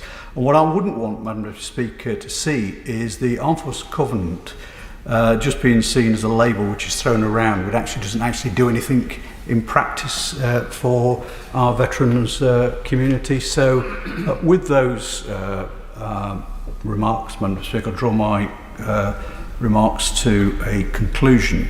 But to say, is this a good bill? No, it's not really. We've missed opportunities. There were things in that I think, and to be honest, I think I'll perhaps start where I'll end where I started. I think if we'd had the present minister throughout the passage of that bill, would have had a lot more changes. Ministers can't be in a situation whereby they just will not accept anything, can frankly treat committee members and colleagues with contempt, and that's not just in the opposition, that's on their own benches as well. So it's an opportunity missed. I look forward to the Minister replying, and if we've missed these opportunities now, if we have to wait another 5 years for the next bill, if I'm still a member of the House, and no doubt will be on the committee, I look forward to some of those things being put in. But in the meantime, there are opportunities missed there which will affect veterans and our armed forces community. Number 6 is withdrawn, so Jamie Stone. Thank you, Madam Deputy Speaker. I find myself making the mental note to be fairly worried if the right honourable member for North Durham was to praise me. We'll gloss over that. I too would like to extend my thanks to the Minister. I was delighted to receive a telephone call from him to discuss this a few days ago. I would have been much more surprised had I received a telephone call from his predecessor. I give credit where it's due. In our conversation, we discussed the fact that I would be very pleased, on sort of forgetting political boundaries, if he would, or one of his colleagues would care to come and witness the NATO exercise Joint Warrior, which takes place off the northwest of my constituency and in other parts of Scotland. I think it would be a tremendous shot in the arm for our military personnel to see a ministerial presence. And I don't think we've actually seen a government minister there, certainly in the lifetime of this government. I can't speak for previous governments, I was not here. It would also be churlish of me not to express my thanks to all the organisations who have been in touch with me during the whole process of this bill. We are rather short of time. I'm going to keep my comments very brief. I want to talk about two things, Madam Deputy Speaker. The first is to say that my party will be supporting Amendments 1 and 2. And I would like to talk about Amendment number 1, further to my colleague behind me. The general public doesn't really understand why, if a member of the armed forces commits a truly terrible crime, murder or rape, why that should be tried and dealt with in a different manner to